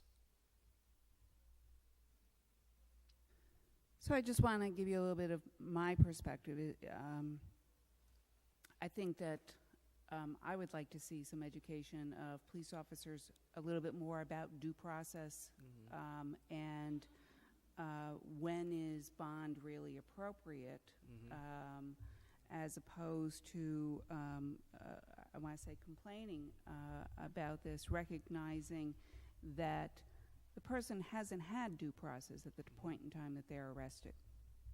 And the purpose of bond is to make sure, if a judge decides that, is to make sure they're going to show up back in court. And if the judge doesn't think that that's necessary, then there is no reason for bond. And this is something that the U.S. Justice Department has actually been having a dialogue and has been looking at, that I think that we need to take a closer look at. And I think it's really important for, in terms of implicit bias and some of the training that goes on, that I think it's really important for our police officers, rather than telling people to contact their common council member regarding catch and release, that there be a real honest dialogue about what the impact of that is if basically what you're saying is we need to increase bond so that people are held longer in jails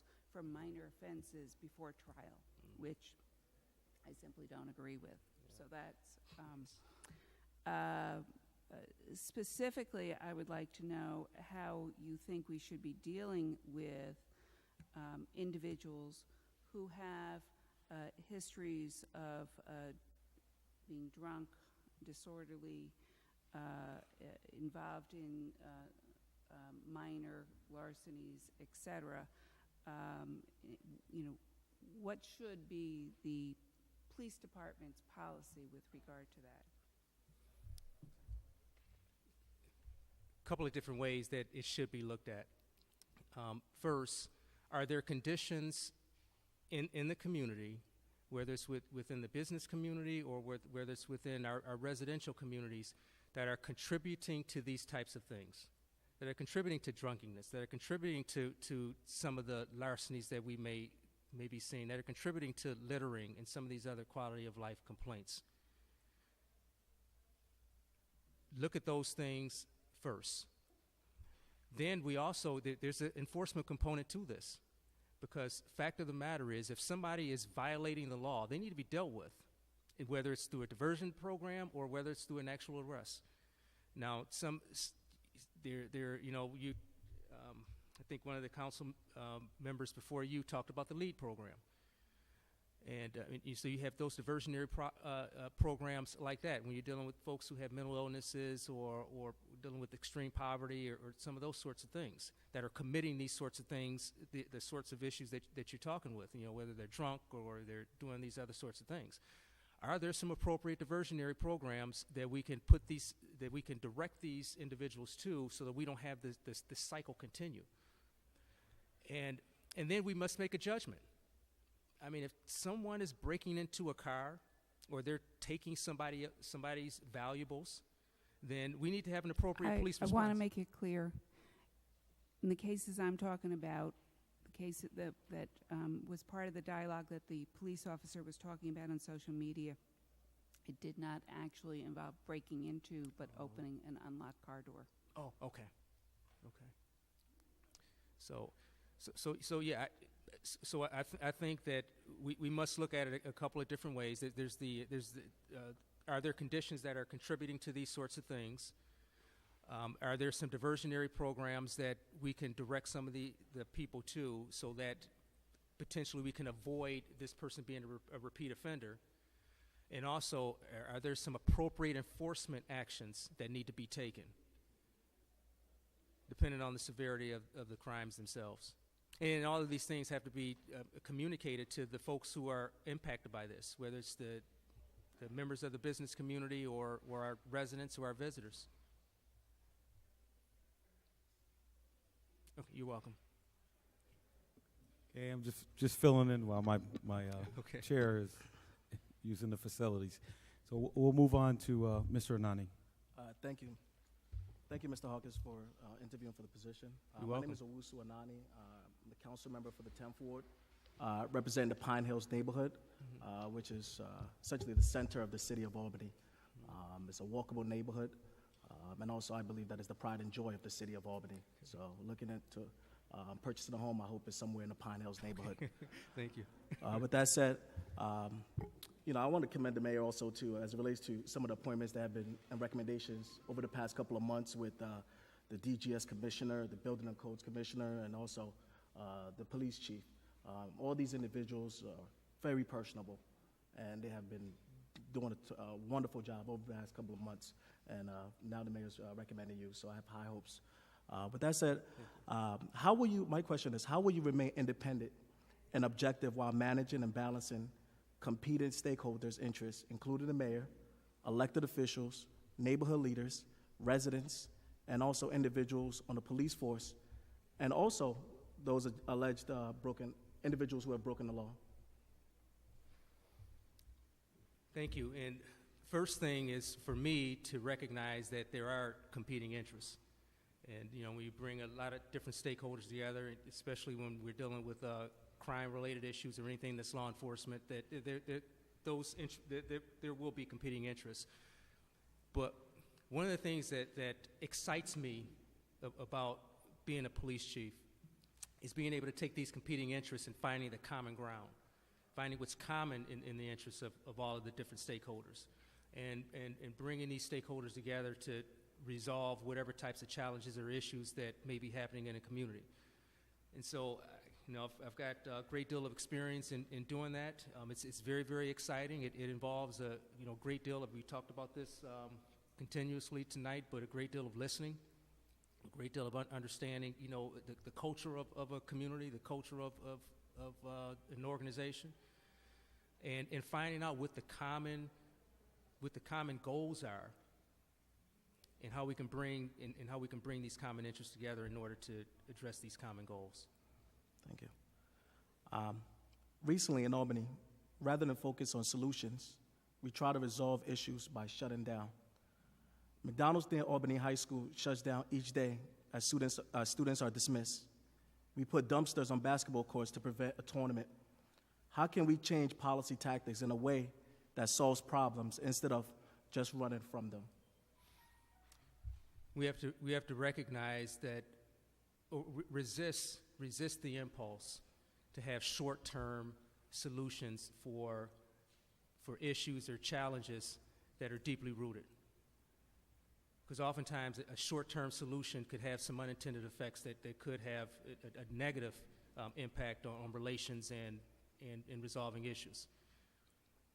While balancing that with the fact that sometimes, depending on the circumstances, a short-term fix for that particular problem, if the messaging is right, and if it is implemented correctly, could prevent a short-term issue from occurring. So we have to balance all those types of things. But to answer your question more broadly, it's important that any decisions that are made by any municipal organization, that organization understands the impact that decision could have on the people that we're serving, the perceptions that decision could have.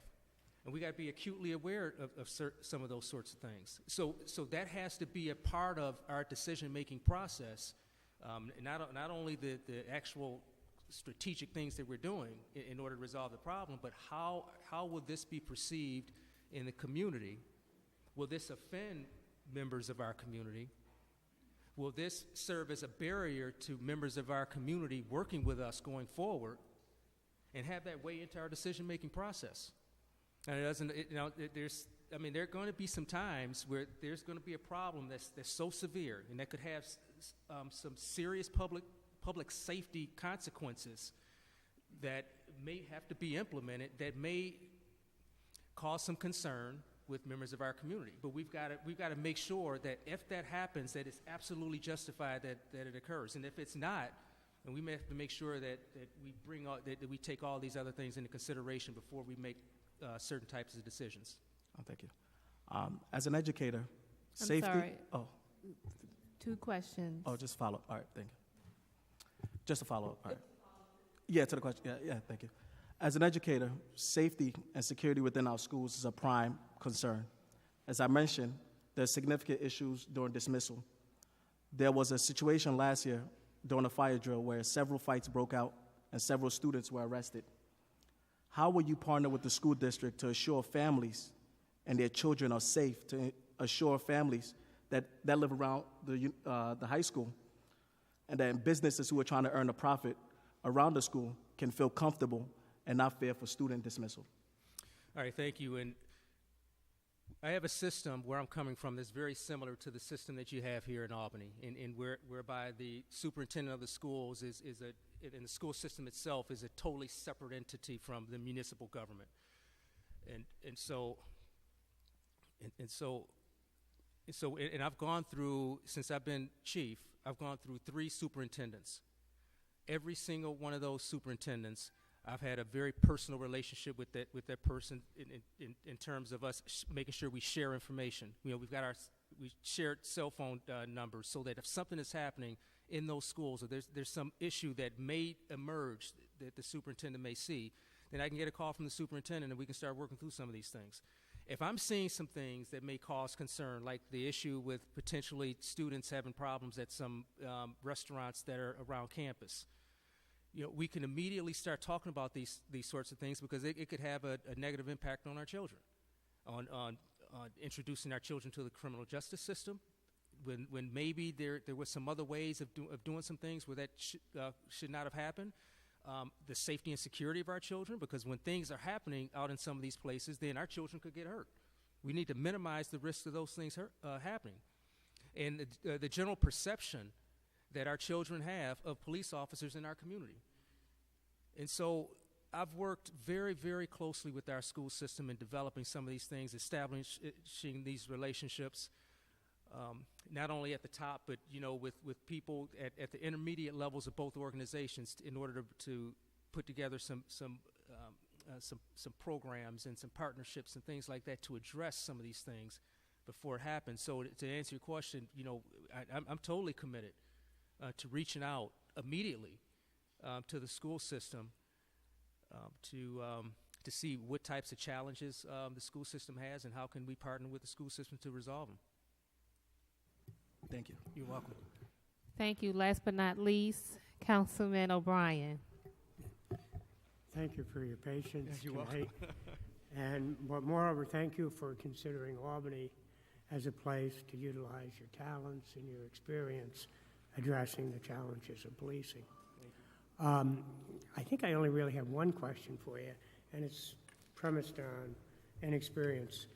The last time that I did a ride-along with the Albany Police Department, the 2 most important events that were confronted in that particular night both dealt with mental health issues. And the one was an overdose, and although it's the fire department with the paramedics who did all the medical interventions, it was really the dispatchers and the police department that used their skills to gain access through the landlord to the apartment so that the appropriate interventions could be utilized by the fire department. I was impressed, and it, to me, demonstrated, and I don't know whether it's taught or just, learned by experience, but that they did have an understanding and a sensitivity to the mental health issue that resulted in an overdose. The other incident was with a juvenile facility in Albany, St. Anne's, which has court-referred girls in it. And that was also an intervention where the police department actually de-escalated a fight successfully. Nobody was arrested, nobody was injured, and certainly no lethal force was used. It was more interpersonal skill. So I guess my question is the importance of mental health training, mental health awareness, And I guess my other question is, what struck me as a little bit odd, but I guess it's very often in Albany that the police get called to help intervene in mental health incidents taking place in mental health licensed facilities or juvenile licensed facilities. So I was kind of wondering whether that's an experience which you have, and occasionally I read about it happening. I only saw it once on my ride along, but I read about instances where it happens in other mental health and, community residential treatment facilities. So I guess my question is, how do we train our officers in the sensitivity to mental health issues to use the appropriate skills, which are very often not physical at all, they're verbal skills. So that's my one and only question. All right, but thank you. I started to see early on when I was appointed chief about almost 6 years ago that I was seeing increasingly amount of negative interactions between my police officers and individuals who had mental health issues. And it was resulting in more use of force types of complaints where officers and those who had mental health challenges were being injured. It was resulting in situations where we had this revolving door of individuals, who had these issues, and we would arrest them, and they would be back out on the street, and they would be doing the same things over and over again. And so, a couple of things that I did back then. Number one is one of the things I talked about a little bit earlier, is I started volunteering my time on a lot of the nonprofit organizations that assisted individuals who have mental health challenges and provided services for some of these individuals. And so I had a chance to shape the policy of these very, very influential organizations that were operating in the region that I'm coming from, and had a chance to give a law enforcement voice to these organizations about some of the challenges that law enforcement officers were having dealing with folks who have mental health challenges, but also taking in some of the challenges that they were having dealing with police officers. And it was so valuable. And it allowed me to bring that perspective back to my police department and start doing things both formally and informally to adjust some of the practices and the policies and the perspectives that some of our officers had. And so one of the things that I did right away was started training all of my officers, or as many as I could. And this process is going on right now in this the crisis intervention team model, where officers understand some of the challenges that individuals who have mental challenges have, and they're able to use the appropriate law enforcement response to it that de-escalates some of these behaviors and gets these individuals the help that they need instead of an arrest, as long as it did not involve some violent offense.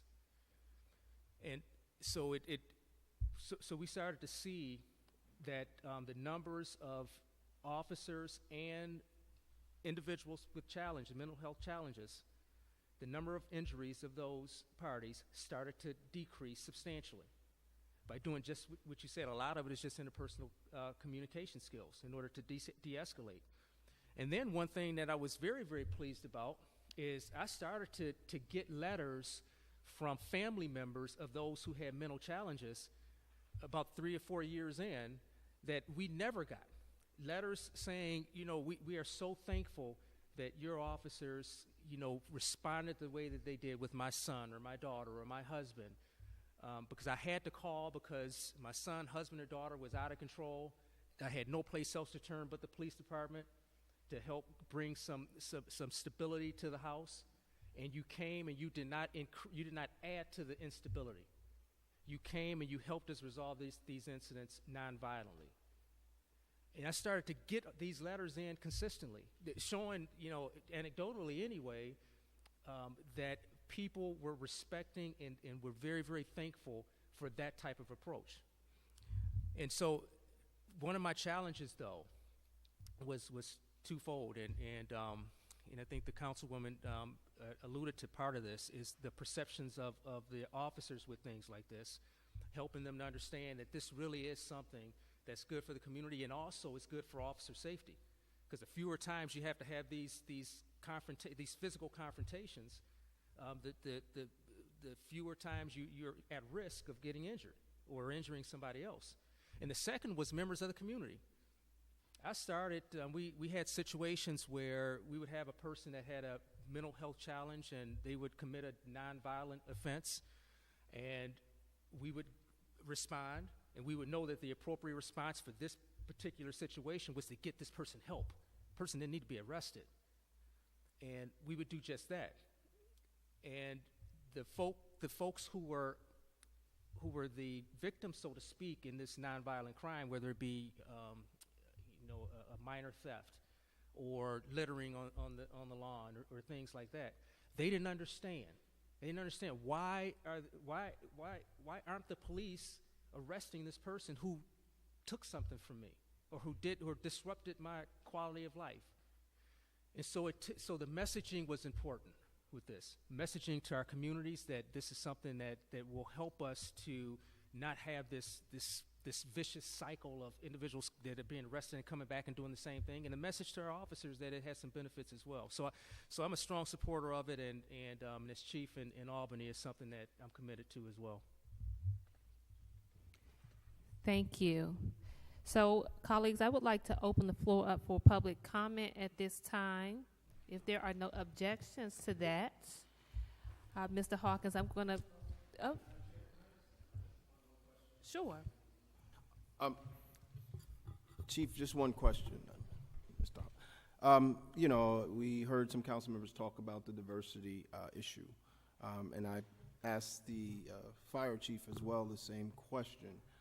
A lot of times when we talk about diversity in our public safety jobs, we all give good faith effort, and the good faith effort has proven that it doesn't work. And I told the fire chief this, and I will ask you this as well. Since good faith effort has not worked, the numbers have not grown, they've gotten worse. Will you be willing to accept a plan that shows how to increase the number of diversity when it comes to people of color and women on a police department? There are proven studies and programs out there that have increased that diversity. But what I've seen in the city, the former chiefs have not been willing to accept proven data, proven methods to increase that. They give a good faith effort. And the good faith effort has not worked. We all know it's just not taking a civil service test is the issue. And part of the good faith effort is tracking that data and using that data as a way to make sure diversity happens. So my question to you is, would you be willing to accept or sit down and go over a proven plan and implement that plan on real dealing with the lack of diversity on our police department? Okay, thank you. And short answer is yes, absolutely. I mean, if there are some proven studies or plans that could address an issue that is recognized in this industry, then absolutely. I mean, but of course, I mean, the plan has to be constitutional, it has to be fair and unbiased, and all those other types of things. And I think that that sometimes is a challenge with some of these things. It has to be practical in a sense, and so. But absolutely, any ideas for increasing diversity in a law enforcement agency, absolutely, I would be willing to listen to that. But let me say this though: there is where I'm coming from. One of the things I recognize is that racial diversity is not the only type of diversity that a law enforcement agency needs. Very, very important in terms of racially representing the demographics of your community, but just as important in an organization like a law enforcement agency is this other type of diversity as well. I mean, you got diversity of thought. One of the things that I started doing is recruiting individuals who are in different fields. Folks who may have backgrounds in engineering or architecture, or folks who may have started out wanting to be nurses or things like that, to bring that type of diversity. You got diversity, sexual orientation diversity, gender diversity. So there's a number of different types of diversity that we can have in an organization that I've made a commitment in the organization that I'm coming from to attract. I think I've been fairly successful at it because we have attracted some individuals who before law enforcement may not have been the industry that they were attracted to at first, but they bring so much insight and so much value to an organization because they see things differently than a person who always wanted to be a cop would and things like that. So to answer the question, absolutely. I think I would be willing to listen to all those, but I also think we need to focus also on these other types of diversity as well. Thank you. You're welcome. Thank you. So, Mr. Hawkins, I want to thank you. At this time, feel free to take a seat at one of the open council desks. And we're going to open the floor up for public comment, and I want to thank the public for their patience with us. We're going to get started with the first member of the public, Jean Salon.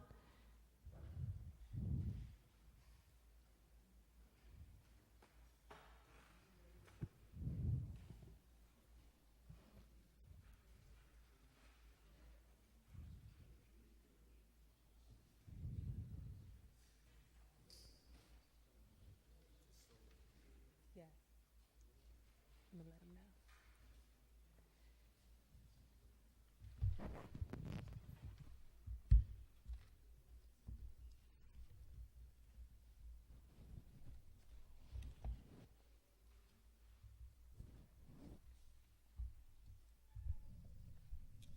Mr. Salon, if you could give us one moment, please.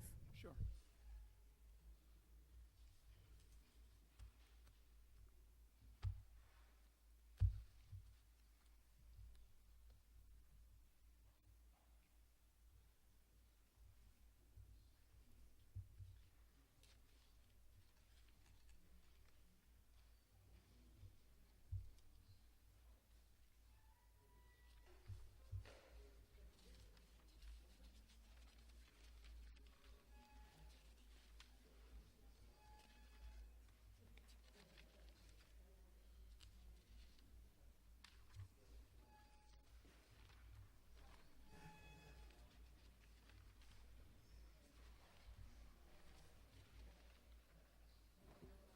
Okay, thank you all for your patience. Mr. Salon, you have 3 minutes. Please give us your name and your address. All right. Hello, my name is Jean Salan. I live in the New Scotland, Helderberg neighborhood at 16 Prospect Terrace. And I thank all of you, first of all, as members of the Common Council, both older members and newer members, of which there are many in the new council class, for all of your diligent efforts to improve conditions in our neighborhoods. I'm a 40-year resident of the city of Albany and an active member of the Pine Hills Neighborhood Association, the Helderberg Neighborhood Association, and I am also an active member since 1976 of the Council of Albany Neighborhood Associations. In addition to that, I worked on the Albany Comprehensive Plan as a board member and was very happy to see that document finally prepared, providing a roadmap for our redevelopment. We speak this evening about the confirmation and the appointment of Eric Hawkins as chief of the Albany Police Department. And like others here, I think we're very impressed with his grasp of the knowledge and his ideas on how to continue to improve our police department. I was shocked. I'm in a state of shock, quite frankly, for the last month, and Kathy was talking about violence in her own statement. And since the 4th of July, when basically many of our neighborhoods were turned upside down, and it turned into a killing field in a weird way. But residents were murdered, shot, and the community went into a state of grieving. There were monuments at each one of the sites where murders had occurred. Last evening, I was coming back from 200 Henry Johnson Boulevard, and I happened to make a turn. I went up Livingston Avenue, and I made a turn at Judson Street. And as I was coming down Judson Street, crossing Clinton Avenue, I heard sirens going off, a very eerie sound. And then police cars surged and saturated the community. Emergency response vehicles turned out, and I stopped on one of the corners just kind of to get my bearings, and I could see young people on the street looking up Elk Street at this massive deployment of police, patrolmen, and officers. Subsequently, my only source of information, quite frankly, has been the Times Union. They had an article today, and their digital site has been updating what has happened. Mr. Salon, you're at time. Huh? You're at time. I'm at time. Yes. Okay. So I just urge you to deal the best you can and with the efforts to deal with the violence, because it hasn't gone away. And if we don't make take strategic steps to deal with that violence, unfortunately, it's going to continue. Thank you for the opportunity to comment. Thank you very much. We'll next hear from Mr. Andrew Harvey.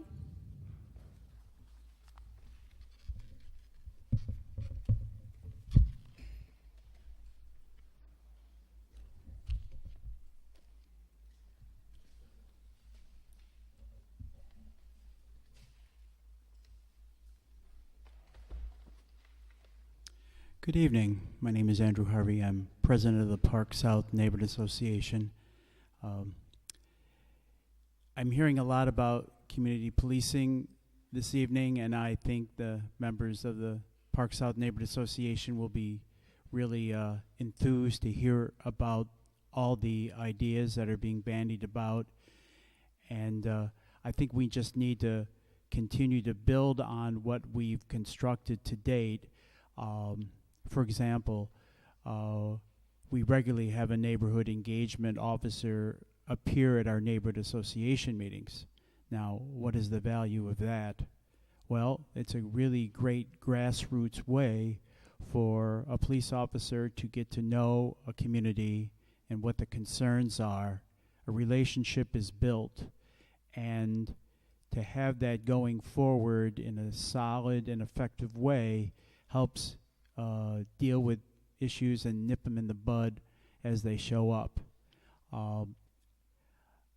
So continued focus on that would be really, really beneficial. Another issue of concern is the actual deployment of police officers, that is the timing of them. Our needs in Park South are particularly acute along the Madison Avenue corridor around the Dunkin' Donuts area. We have some very busy, active bars there. We had a very unfortunate murder of my neighbor, Elijah Smith, earlier this year when he came out of the Lark Tavern. And that had happened just past midnight on a Thursday night. And that was a terrible tragedy. We have been pushing for more police being deployed during the midnight hours, as that is when crime is most likely to afflict the community. So developing a cooperative relationship with the major places where people go party, having the officers maybe periodically step into these places and make their presence known. Encouraging them to be walking around in the community, certainly coming by in their police vehicles just to make their presence known, I think does a lot to quell the periodic violence that unfortunately afflicts our community and, of course, many other neighborhoods in the city of Albany. But I must say that I'm very encouraged by the quality of the dialogue. I want to really acknowledge all the council people for their very thoughtful questioning this evening. You do this city proud for your commitment to making Albany become really a fabulous place to live. Thank you. Thank you. Our next speaker is Terry O'Neill.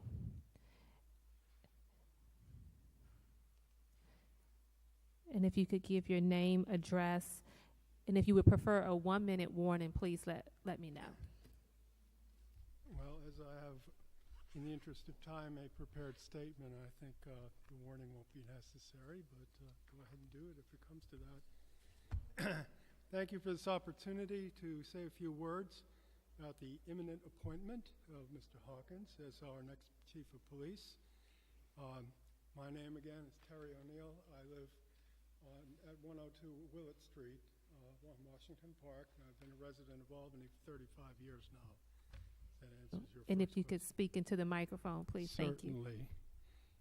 I first got involved with police affairs in New York when I was hired by DCJS back in 1986 to serve as an advisor to our municipal police executives around the state on civil rights litigation against municipalities for violations of people's civil rights by largely police officers. That was our biggest problem in those days, and after 2 years, I left it because we created the accreditation program, which our police department is involved in today. But it was back in those days, probably around 1990, that I first became aware of the concept of community policing. And when I read about it, it was one of those very compelling ideas that you run into once in a great while that immediately made a lot of sense to me. And because of my own background and experience, I could see ways in which it addressed an awful lot of problems that were headaches for all the police executives and for the people of the communities where they have to suffer with the most crime and disorder. So it was very frustrating for many years because I worked in those days for Mario Cuomo's administration, and his administration never took interest in it. Governor Pataki had very different ideas about criminal justice, so I didn't expect anything from him. And then we had 4 years of commotion at the state level in the governor's office with some things that happened there. But the thing that I had noticed through all of this time was, I had gotten to know police executives from all over the state and many other places in the nation too. And Albany was a place that no one ever talked about. And that's because it was kind of a standalone agency that just didn't get involved with a lot of its peer agencies. They didn't participate in any of the things that we did with the governor's office and with DCJS. And so I just never paid attention to it for years and years. And it was only within the past 6 years or so when the city council here suddenly had a very important role in selecting who our next police chief would be when the vacancy occurred, that things immediately turned around. And I began to see that that we were bringing in people to run our police department who were sold on this idea, very enthusiastic about it. And as Mr. Hawkins said, even out in Detroit, they've heard of us. And that's something to be very proud of. And I think all the members of the council, present and past, have been involved in that, deserve a lot of credit for that, along with a lot of the people here in the community who went to the trouble to learn what kind of options we have for different and better policing and knew what to ask for. So when we have had these decisions to fill this vacancy, we've been getting excellent people, better and better all the time. I certainly look forward to a successful administration by Chief Hawkins, if, as I expect, you're going to make the right decision this evening. And I thank you once again for your time and attention. Thank you very much. We'll next hear from Mr. Mert Simpson.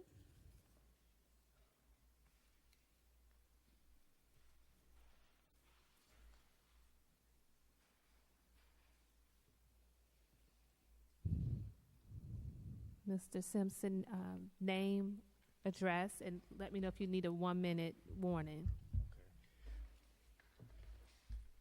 My name is Merton Simpson. I live at 295 Sheridan Avenue, and I'm the Albany County Legislator for the 2nd District, and I'm also the former Chief Diversity Officer for New York State. So I'd like to chime in on President Ellis's comment that there are ways of getting more diversity for people of color other than just using standard written civil service tests. And I would be willing to offer my services to work with anybody towards that effort.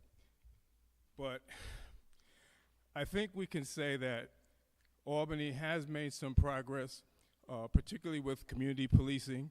I remember working years ago, back in the very late 80s and 90s, with Dr. Green and Vera Michelson, dealing with issues like Jesse Davis, a person who was mentally ill, who was killed in his own home. We have the more recent experience of Dante Ivey, who did have mental challenges and whose life was taken. And then we have the incident that happened yesterday, and we don't know all the facts about that yet. But what I can say is that community policing has been a positive improvement over some of the things that have happened in previous years. But there's still the issue of accountability for excessive force. And that's an issue that I think the chief really needs to deal with. I think there's reason to believe that the chief will walk the talk that he presented, but there's still the larger issue of organizational culture. The United States military has a zero-tolerance policy towards sexual harassment, yet the Department of Defense documents that there's still horrific levels of sexual abuse and discrimination that exceeds anything in the movie G.I. Jane. And so the issue of organizational culture is important. With the kind of leadership that the chief suggests, we can believe that we will make advances in the quality of policing that we have, but there's still the issue of holding accountable properly people who take the lives of innocent, nonviolent civilians when there are alternatives. There have been situations where live snipers have shot rounds and have been able to be apprehended without a loss of life. And the continual national problem of people of color being killed who are no threat, who are not violent, and yet there's no accountability needs to be addressed. So I'm hopeful that the chief will address the most immediate situation that occurred. We don't, again, know all the facts, but I hope that one of his priorities will be to have a standard of accountability that will make a zero-tolerance policies for police officers not using excessive force as the first resort, but only as a last and necessary resort. Thank you.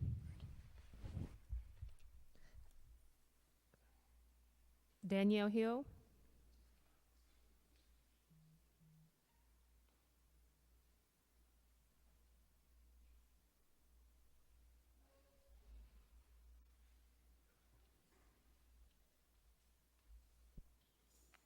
Good evening. My name is Danielle Hilly. I reside at 46 Myrtle Ave. I would really urge this council to postpone the actual vote for confirmation. I'm a little disappointed that the chief candidate hasn't been made available to the public at a forum or at some point where he could speak and maybe questions could be taken either written or in some other form from the larger majority of the group. I mean, we've been at this council meeting now since 5:30. It's going to take quite some time for other people that still need to speak, and I think that if it's going to truly be a collaboration with the community, that there should be that opportunity, or at least an opportunity for people to listen and then take issues back to their council members. I've heard a couple of things that were a bit of concern to me in both the first press conference and here today. He's spoken a lot about him being extremely excited to work with the community. He's ready and willing to begin partnering. I wish I could start right now. I'm passionate about community policing. You don't have to be the police chief to work with the community. I'm concerned because someone that feels that they're that passionate could have easily showed up at community meetings, at community events, at other things like that, and said hello and actually shown the interest in being in the community. And I also think that if we're going to make these things really community involved, where the community itself has a voice, that we need to make opportunity for that to happen. It was nice that we had opportunities beforehand for the headhunter to talk to the community, but I think it's more important prior to a vote that the community gets an opportunity to hear Mr. Hawkins actually speak and talk about issues that are affecting all of us. There's a lot more issues than the ones that were brought up today, including things like the fact that we're a sanctuary city. How is that going to be addressed? I'm a little concerned with the whole, not seeing that many of the racial complaints are actually racially involved. I think that I felt like that was a little bit minimized. That gives me some concern. I think that more opportunity needs to be given to the community, and I'd like to hear more from him to see how, what stand he takes on other issues, and before this body actually makes a decision. Thank you. Thank you, Ms. Hilly. Next, we'll hear from Mr. James Davis.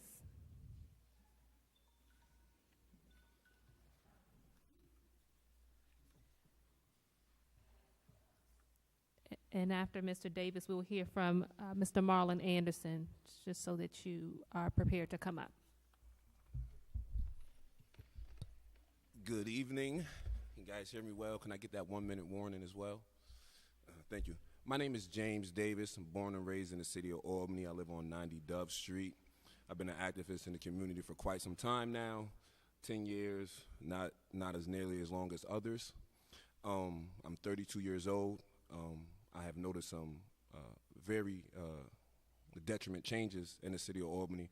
I want to speak on change. And we all have the same shared concerns and issues about what's going on in the city. And I think we all are compelled to do something. But there's an old tradition here, a methodology, an ideology, and a practice that is a contradiction to what we all want. And Chief, I think you spoke very well to some of the issues that plagues this city. But I challenge you to deal with some more of the causes and not the effects of what you spoke on. I'm an optimist. I like a lot of the issues that you brought up and solutions to them. But before you got here, there's a mess here. There's a disconnect amongst the city, the residents, the youth, the elected officials, and I think it's a lack of education and understanding. And I think if we want to move forward and really make effective changes, and I think we all want that, and I think the reason why you're here and you've been a prominent candidate, because I think maybe we're cognitive of that. But who was going to take up that challenge? Who was going to deal with the issues that everyone threw your way that before you got here we all knew about, right? I mean, I'm not here to tickle anyone's fancies. I'm here to deal with some things. I have 4 children. I have a wife here, and I plan on doing a lot of great things in the city of Albany. We have issues with our youth, behavior issues, conduct issues, moral issues, value issues in our city, in the community.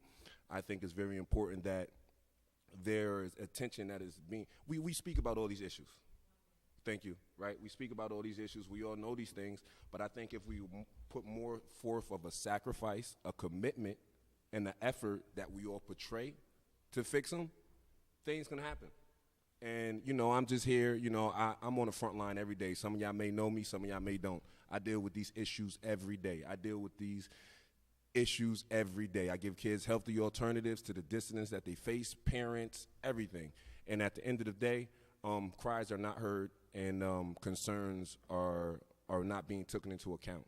So at the end of the day, and the city of Albany, the South End, the Arbor Hill area, if we want to make change, I think we need to stop dealing with the effects of it, because we all can talk about the effects and give these healthy alternatives and these nice little cliches to what needs to be done. But who's going to put up on their boots? Who's going to get out there? Who's going to start doing some work with me? Because I need some help. I do. And this is why I'm here. I'm here to voice my opinion, let you guys know that, there are residents who want to make a difference, who want to make a change, who need your help, who need your participation. But we're all cognitive that there is a distance, there is a lack of understanding and transparency amongst us. Mr. Davis, thank you. You're at time. Thank you. I appreciate that. I hope the message was effective and y'all get the point. Thank you. Thank you. Marlon Anderson.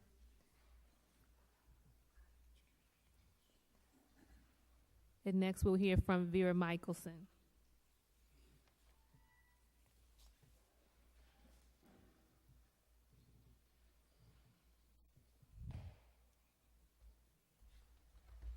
Before my 3 minutes begin, I just want to say one quick thing. In the future, so this will be included in your 3 minutes. Let me be quick about it. Okay. Basically, in the future, when you do such events like this, piggybacking up, because again, the public was disserviced by this process, piggybacking on what Danielle said. When you do events like this, the voice of the people should be heard first, not last. The people's concerns should have been put before the commentary, the questions of this body, because you work for us. We don't work for you. He works for us. We don't work for them. Our concerns should have been heard first. And that is a valid concern that was raised, that the public hasn't had a real chance. The public hasn't had a chance to vet the chief. I am in support of the chief. I like what I've seen. I like what I've heard. I like what I've researched. So that's kind of water under the bridge. But in the future, that needs to be addressed. The public's voice should always be first. But welcome to Albany, Chief. My name's Marlon Anderson. Hopefully you won't see too much of me, because I will cut into my drinking time, but I think you're going to see a lot of me. Basically, what we have in this city, in all seriousness, is a part and parcel of the tradition of policing in this city, which has created an adversarial and negative relationship and void. And though the 4 chiefs prior to you have done everything they can to address this, they have been at a disadvantage because of that tradition of adversarial policing in this city.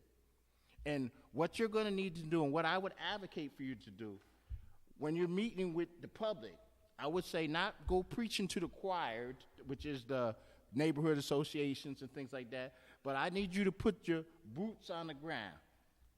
We still have like a month or two of decent weather before the snow comes. So just letting you know to be ready for that, because it'll be here soon. But we have a couple of months before the snow comes, and I would encourage you to get with representatives like Representative Robinson, Representative Love, Representative Johnson, he's not here.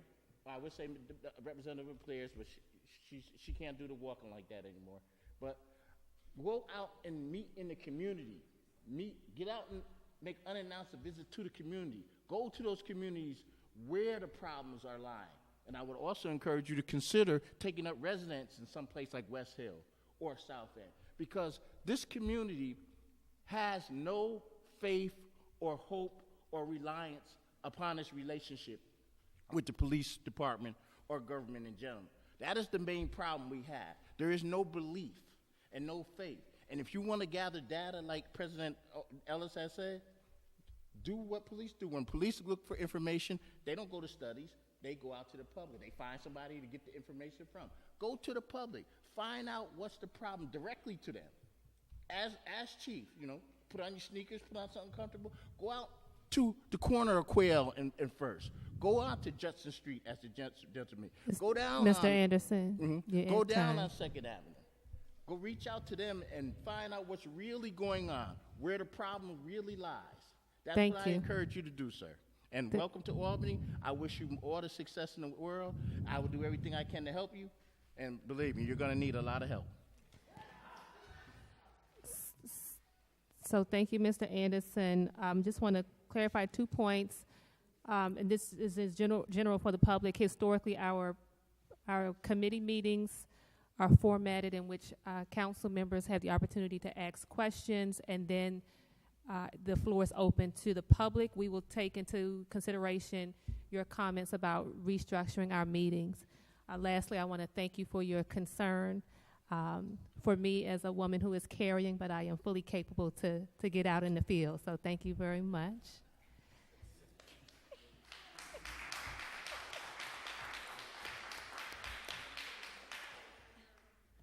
Ms. Michelson. Ms. Pleers. I'm Vera Michelson, 13 Pennsylvania Avenue, and that's the West Hill section of the city. So I have a few things I just wanted to say in terms of some suggestions, some of the things that have been talked about in the community for years. Some have been worked on, some need to be worked on. But one is a question that came up, and it was that we actually had like a community meeting on it years ago, but I think it's time for a refresher. Where are these guns coming from? People, I mean, there's all kinds of theories, there's all kinds of conversations going on, you know, that are not happening publicly, but I think it would be helpful if that conversation started to become a little more public and a little more transparent, because that's part of the issue. The second is that we've talked about for a long time is getting the neighborhood engagement cops that are out there are, you know, most of the neighborhoods love their cops, their NEU cops, and if there's complaints about it, you often hear people say, like, don't get me wrong, I love my neighborhood engagement cop, but, you know, and then they'll say what the issue is. So the issue here has been that we haven't got the patrol guys out of their cars and at the meetings and in the neighborhoods and some of these events in a way that they can really get to know the people. And I realize that's difficult in terms of scheduling and deploying and all of that, but if there could be some more serious look at that in terms of the ability to get these cops that are on patrol, that are just, you know, hitting an area, to get them to know the community better. And the third thing is that we have had implicit bias training, and all the police officers have been trained in implicit bias, and there's a refresher, but it's an online refresher. So if you could look into, I mean, many of us just don't think that online refreshers in implicit bias really do anything. But it's something that has to be refreshed continuously. And then in the implicit bias training, is there a way, because I don't think that this particular training dealt with it, but is there a way to talk about it when it comes to the use of force? You know, when it gets to that point, not just, you know, the initial observation of a person and the initial conversation, but is there a way to do that, you know, maybe with another officer and then someone who's well-trained in implicit bias training. We do actually have someone, but so that's that. And the fourth thing is, and I have never agreed with Marlon more than I do right now, I think it would be perfect for you to go out in the streets and meet people. And I say this because we had, I don't know how much, So you're at time. Huh? Time? You are at times. It's time? Time, yes. Okay, well, I had a perfect idea, but you're going to have to guess about it. I'm done, right? Yes. Okay. Thank you. Thank you.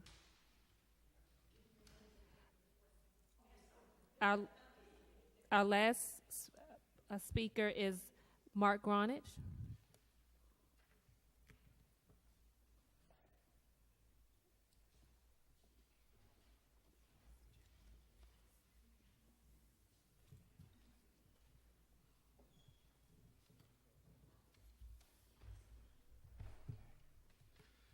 Good evening, committee chair and committee members, and you know, it's always, and council members as well, new police incoming, possible, most likely incoming chief, you know, Mr. Hawkins, I welcome you to the city of Albany. But you know, it's interesting because I always like to learn about our public officials and where they've come from and what the media take on them, on what their actions were. And it just struck me that when I looked at the way the Detroit Press and other, Oakland Tribune and other newspapers in your neck of the woods talked about it. There was, in 2011 and 2012, the beginning of 2011 and the end of 2012, there was crazed gunmen who've come into your police station and shot the place up and shot up and injured some officers. But after the 2011 incident,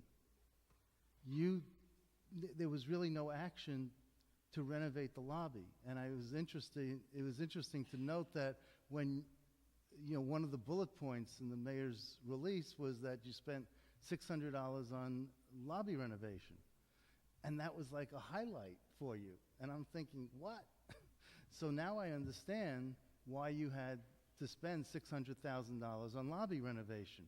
But it wasn't out there in the public, unless I missed something, that you had to deal with these issues of having a more open police station. And now I presume it sounded like it was it's closed off more. You probably need more security. You probably need other measures to get in. It's not as easy for the public to get in, I'm presuming. $600,000 is a lot of money. So I'm just wondering why this wasn't brought up, why you didn't act sooner on making this a priority. Maybe it could have avoided the second shooting if you took care of the lobby the first time. It just didn't ring right in my view.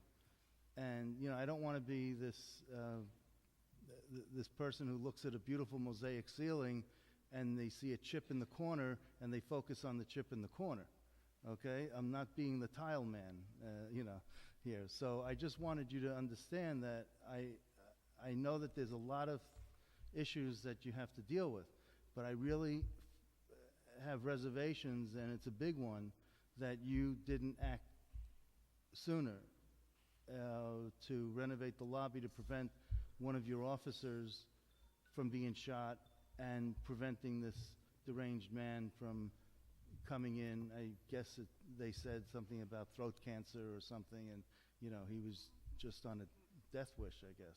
So Thank you, Mr. Gronich. You're at time. I just wanted to welcome you to the city, look over the police station, make it as secure as possible, protect our officers, please. Thank you.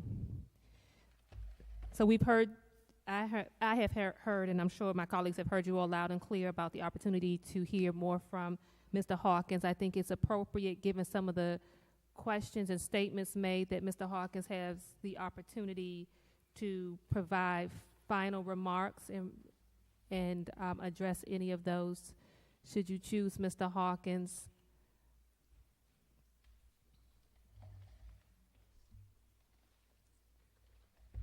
Okay, thank you, Committee Chair. And I first want to say I appreciate the comments from the members of the community, and I'm very sensitive to concerns that our members of our community have. And it's just a couple that I want to respond to.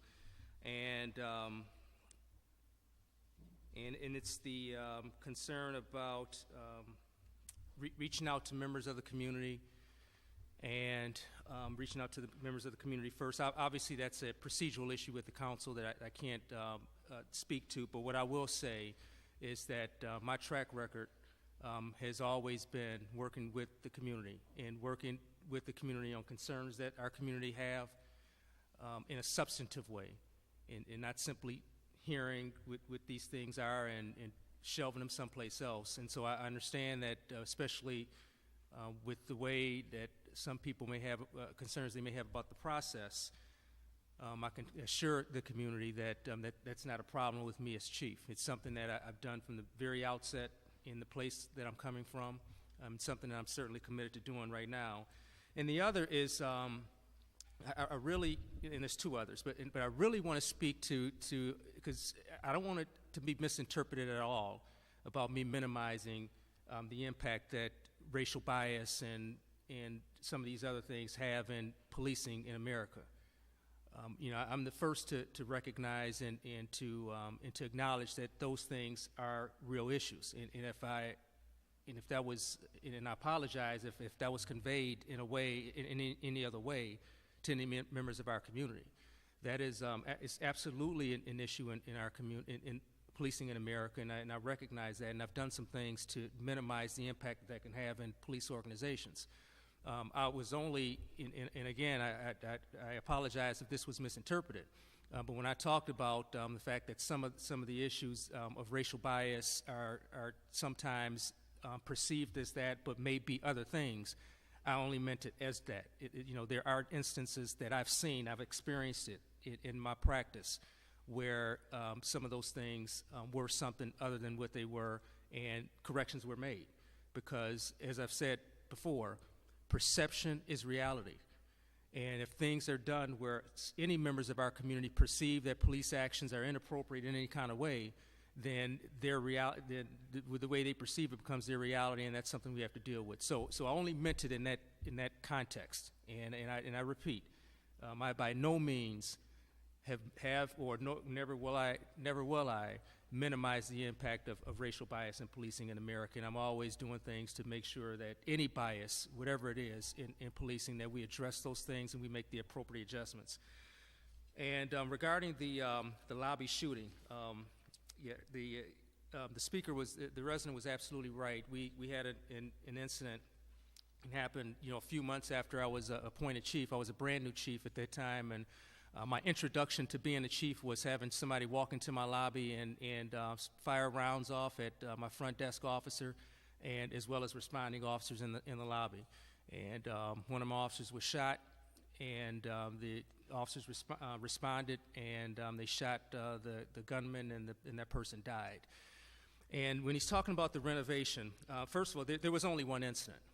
And that was it. I don't know if I was hearing our last speaker wrong, but there was only one incident with this. And to put it into context, law enforcement agencies, at least in the region where I come from, are the police stations themselves are very open. And they've been like that for the last 20 or 30 years. And the reason being is that we wanted to make sure that we had an open and inviting environment for members of our community. We didn't want, most police agencies in the region I come from have this idea that we want people to be comfortable coming to our police stations. We don't want it to seem like, it's some kind of fortress when they come in there, and that we don't trust our public and things like that. And so that was the thought process for decades. And in the department that I'm coming from, that's how that police department was constructed back in the mid to late 70s. And it was never a problem. We had great community relations, and still do. We had people coming into the station who felt like it was an inviting place. They felt comfortable coming in, talking about issues that were occurring. And then we had this one fateful day when we had a person that violated all these things, and then we recognized that although things had been done for decades that way, we've got to think about a different way of doing it. And that's where we had to figure out a way of configuring our police lobby in a way where it minimizes the risk to those who are working there, both civilian and sworn. And so right now, it's still not a fortress like environment, but it does offer some protections in a very subtle, nuanced way for those who want to come for police services in the building. Thank you. You're welcome. So at this time, I want to request or ask if there is a motion to vote Resolution 668118R out of committee with a favorable recommendation. Madam Chair, I'd like to move that we approve and with a positive recommendation for Eric D. Hawkins to be the next Chief of Police of Albany. Thank you, Councilman Hoey. We have a second from Councilman Kimbrough. Is there any discussion? All in favor? Aye. With that, we successfully vote out of committee with a favorable recommendation. This resolution. This concludes our public safety portion of the meeting. We want to thank the public for being here. We will take a 5-minute break to transition into our special Common Council meeting, and you all are welcome to stay for our full Common Council meeting. Thank you.